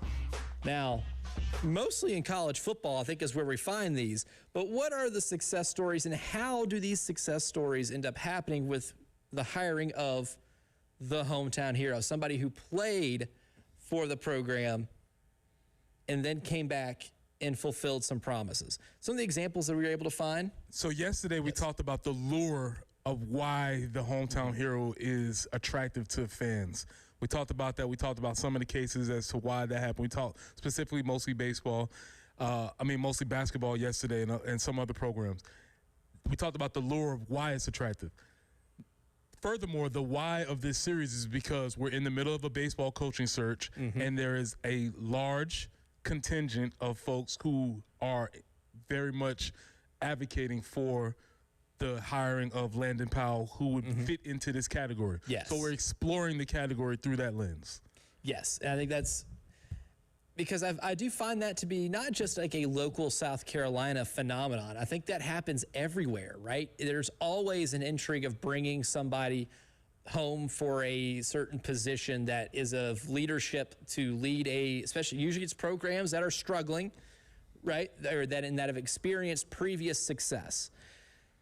In terms of the successes, I'm trying to find like what a common denominator is on how this type of thing can be successful, right? How does the nostalgia hit end up working? And if you just look it up, some of the biggest examples, Kirby Smart at Georgia, that's worked out really well. I'd say winning 2 national championships and then dominating the SEC, and now they're on a 2-year winning streak in terms of winning the SEC championship game. And Kirby was brought in to bring that program from good to great. Yes. They were good, but they knew there was another gear that they could get to. They were not in the doldrums, if you will. Correct. Brent Key at Georgia Tech, Jim Harbaugh at Michigan, Mario Cristobal at Miami were kind of the examples that I think end up being the best ones that I could think of in the moment. But I think in all of those too, if you look at previous coaching stops, I think experience does help. Maybe not necessarily head coaching experience, because for guys like Brent Key and Kirby Smart, this is their first crack at being a head coach, but they have been position coaches. With Brent Key specifically, he was at Georgia Tech for a while. Not only did he play at Georgia Tech, he coached at Georgia Tech for a while. I think that experience helps out a lot too, of coaching at that place for a little bit, because it's one thing to play as a player at that school, and by the time you get into coaching, you are far removed from your playing days. College sports is evolving and changing every single day. To be on the coaching side of it with your specific school, you understand that situation in a much more holistic sense than just knowing what it was like when you played there, or even if you stuck around the area. Yeah, because you can know what someplace was like, and if you're gone away for a long time, then you come back around, you're thinking like, man, this is not how it looked in '99 when I was here, or whatever the case is, right? So you do have to have some current idea of what is actually now what happened, what is happening at that place. So I do think that is extremely important. And yeah, continue. Also, the idea of going away. I think that's extremely important. All of these guys went away and were successful somewhere else before they came home. I think that's extremely important also. And if you look at Kirby Smart and Mario Cristobal too, where were they at together? I don't know if they were together at the same spot, but they were. I don't know if they coached at the same time, but they both coached under Nick Saban at Alabama. I believe Brent Key also. And Brent Key too. Yeah, Brent Key was also. Little as I know that out of most of these examples here, there's a lot of Saban, discipleship that is happening here. I got an example that's a little bit off the beaten course, but follows the same example, and that would be Buddy Pugh at South Carolina State. Okay. So Buddy Pugh at South Carolina State plays at the university, plays under Willie Jeffries, is well-regarded, all-conference lineman and all that stuff, goes out into the coaching world, becomes a high school legend, wins at every stop of the route. From there, as the high school legend, he doesn't go from high school legend at Fairfield Central to South Carolina State. He goes from high school legend to assistant coach and Division I football. It's a different jump from high school. And then after he's the assistant coach at Division I at the University of South Carolina, he then takes on the head coaching job at South Carolina State. So it's not this direct path. So he does have this ultimate level of success, but there are some intermediate steps before he comes back home. And I think that's a big part of it too, because you have to evolve as a coach a little bit too. Like there is a process there which I find to be incredibly valuable. And then you have, if you want to look at the Jim Harbaugh example, not only did he coach somewhere else, he coached in the National Football League and college, right? He was at Stanford and did one of the greatest college football turnaround jobs that we've seen. Kurt Cignetti is going to put that in a certain different tier at Indiana forever. But what Jim Harbaugh did at Stanford was incredibly impressive. Maybe pulled off the biggest point spread upset, I think, of all time. It's up there. They were like 41.5-point underdogs at Southern Cal when Richard Sherman at wide receiver caught the game-winning touchdown pass for Stanford to pull off that win. They kind of used that upset to kind of usher in a golden age of Stanford football in which they were regulars in the Rose Bowl. Quick bird walk. Was that the year? Was Clayton White there that year? I think he might have been. Okay, just putting a local slant to that. Just gonna also, is that the "What's Your Deal, Dude" game? Is it that game? That was I think that was the "What's Your Deal, Dude" game, which solidified a rivalry between Jim Harbaugh and Pete Carroll that they carried over into the NFL with them. Two dudes, great coaches. Obviously, maybe they're going to clash at the top, but I do think this idea, there is always something there for it. Was Clayton White was there for that one? 2007 to 2009. Nice. And that was the year. Yep. Nice. Yeah. So this idea of it can work, but I do think what we're seeing there has to be some commonalities in the faith. They probably have to go coach somewhere else for a while. Maybe they have to be an assistant coach. Maybe even an assistant coach under a great head coach. Nick Saban. To go with Buddy Pugh, an assistant coach under Lou Holtz, right? Maybe there is something to that. Like, you have to be and head coach win, but also maybe have to go under the tutelage of another great coach before you're ready to take on the responsibilities of leading your home program, because that's a lot. Yeah, the evolution process that you go through there, I think, is mightily important. And I think that helped Kirby Smart a lot, specifically because he not only was, like, you look at Mario Cristobal, I think, as a position coach, Brent Key, a position coach. Kirby Smart was in charge of the defense. Under Nick Saban. Under defensive dude. Not a job I don't think anybody's volunteering for. And as good as Alabama's defenses have been, even since Kirby Smart left, they were never as dominant as when Kirby Smart was there. His last year there was one of the most dominant defenses we've ever seen in college football. And I don't think that's much of a coincidence. And I think that helped him become a winner once he became a head coach at Georgia. And speaking of winners, we'll give you our winners of today's show, brought to you by the Golden Spur, up next here on the Early Game. Wow, what a play. The Game Network, Columbia, Charleston, Florence, and Myrtle Beach. Hey, this is Preston here from 107.5 The Game and The Game Network. If you run a diner, bakery, coffee shop, burger joint, pizza spot, or that hidden gym that everybody should know about, how would you like to get the word out about your business without spending a dime? Well, we got you. All you have to do is text your name, your business, your phone number to 803-404-6100, and we'll be in touch. There is no catch. Times are tough, but we're here to help you and your business. This is a Westwood One Sports Minute. What a disaster for the Colorado Avalanche, who were widely considered the best team in hockey and a generational squad this year. They just got swept in the conference finals by the Las Vegas Golden Knights, the same team that fired their coach in the regular season. This is monumental in the world of hockey. I'm Drake Toll.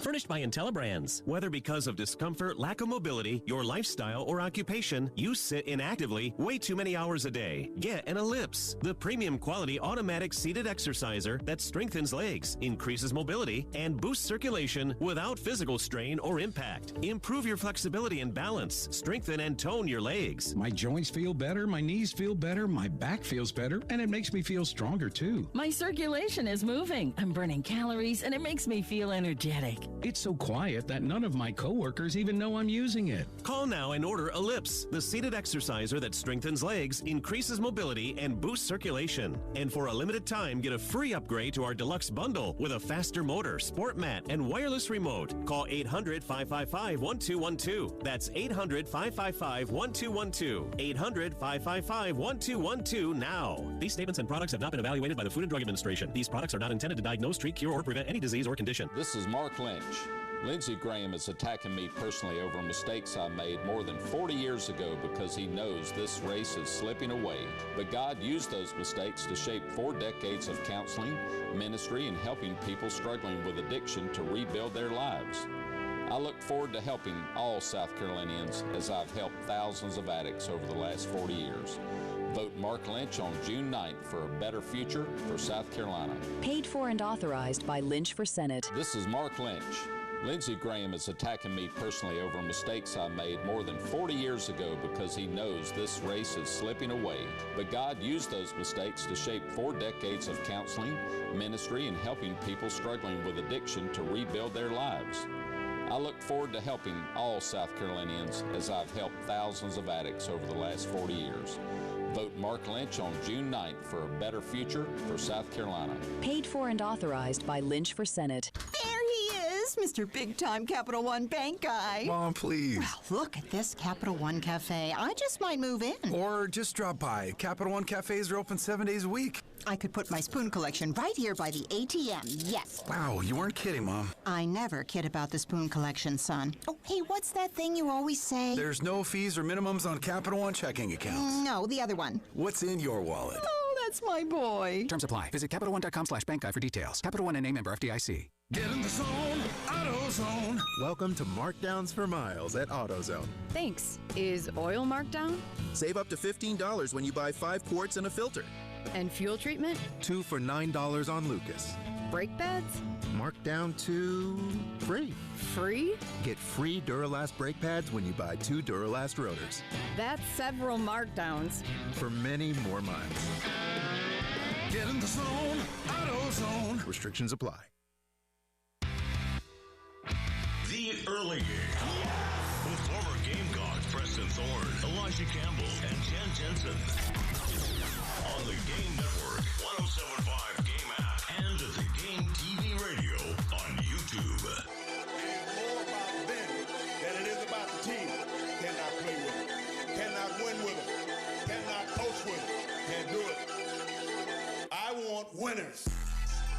Winners. And we'll provide the winners every day. Brought to you by the Golden Spur, our winners of the day show. I want to start off with my first winner, Preston Thorne. Bad Decisions. Okay, I'm listening. It's a great song by The Strokes. Well, they're newer. Well, they're newer. The song was released like in 2020. But past their prime. It's a past their prime banger. But also, bad decisions have been made in sports throughout the weekend. The NCAA baseball tournament selection committee selecting NC State to get that final bid over Mercer, despite Mercer being top 5 in home runs, actually beating Georgia Tech once this year, having a significantly better record, actually having a winning record in their league, having twice as many, or NC State having twice as many quad 3 and quad 4 losses as Mercer, and being so far ahead in RPI that one team is top 30, one team's outside the top 50. NC State getting a pity bid is a terrible decision because of the message it sends to schools like Mercer.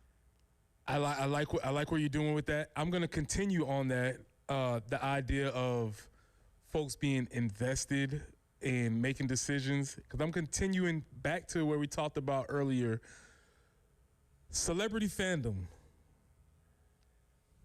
Ben Stiller, Spike Lee, you were front row in 1999, and here we are 27 years later. You are still front row at the Garden. A lot of props to you. You got a lot going on. You create. You've made masterpieces in between. You could be doing different things, but you have decided to waste your celebrity life on being a fan of this franchise, and I must give you respect. So props to Ben, Spike, and I would submit the newest member of the Winter Gallery, Timothée Chalamet. Because I don't think he was born in 1999. He was not born, but that man is invested. He is so invested. He went to the road game. If you go to the road games, you're invested. The road game in Indiana. He's been in Indiana for road playoff games. He was in Cleveland for the Game 4 finale of that series. I have another winner on this note. Yes. Kylie Jenner. Winner. Because there's nothing better than a woman who supports her man in a foolish endeavor. She is there cheering the Knicks on because she is with Timothy, and it's just like, all right, man, I guess this is what we're doing. And this is the most human the Kardashians have ever been. Ever. When I just see her cheering because, like, all right, I guess we're doing this. Your boyfriend's getting to act a fool at a sporting event, and you're just there for moral support. I love it. Shout out to them. Dragging your girlfriend along to sporting events they probably don't want to go to. Every time I take my girlfriend to a Saints game, I'm like, yeah, she has no idea what's going on. But she's like, I will wear Saints colors. She's a winner. And she'll even be like, that's good, right? Like, we're cheering, right? And I'm like, yes, we are. Yes, we are. She's a great sport about it. When she saw Chalamet crying because the Knicks advanced to the Eastern Conference Finals, I'm sure she was like, I didn't sign up for this. She's like, okay, this is a little much, buddy. This is maybe a little too much. But also, winners, parallels, because the last time South Carolina, you could say, was an all-around sports rut, may have been 1999. Yeah. Football goes 0-11 in Lou Holtz's first season. The men's basketball team missed the NCAA tournament at 8-21, despite having an incredible talent in B.J. Mackey. The women's basketball team went 11-16, 0 in SEC play. The baseball team, despite winning 35 games and winning the SEC East, they were only 500 in SEC play, did not make the NCAA tournament. Not a great year for Gamecock athletics, but the New York Knicks went to the NBA Finals, and things got better. We have been talking about the athletic department right now and some of the seasons that the football team has had, the men's basketball team has had. We don't have to worry about Dawn Staley. That she is a blessing. The baseball team has had. And guess what? The New York Knicks are back in the NBA Finals. Does that mean better days are ahead? Historically speaking, that would be a yes. I like it. I'm going to stay with celebrity fandom because Nate Bargatze, one of America's biggest comics, noted Vanderbilt fan, has placed Jared Curtis in his new movie in a celebrity. Well, I guess you got to know. Yeah. But he's in a very interesting cameo in his new movie. So shout out to you, Nate, for being a Vanderbilt fan before and now getting ready to reap the rewards of that.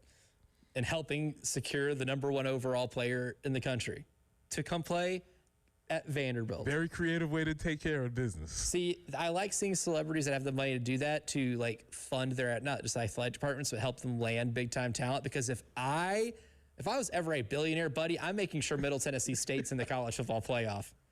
I'm doing anything to get them into the, if I just had that much money where I could be recklessly irresponsible with it, I'm doing it to get my, crappy alma mater who has not experienced any success in sports in a hot minute, getting them into a college football playoff or winning something significant. I'd be spending that money like it's going out of style. Shout out to the students at Middle Tennessee State who booed yet another commencement speaker for mentioning AI. Great job. Proud alum. Great job, kids. A proud alum. May have shed a happy tear for that one. True Blue. Oh, that's our show. Tyler Head is back, and he's next. Broadcasting live from the Herndon Chevrolet studio. Herndon Chevrolet is your hometown dealer. Stop by today or shop online 24/7.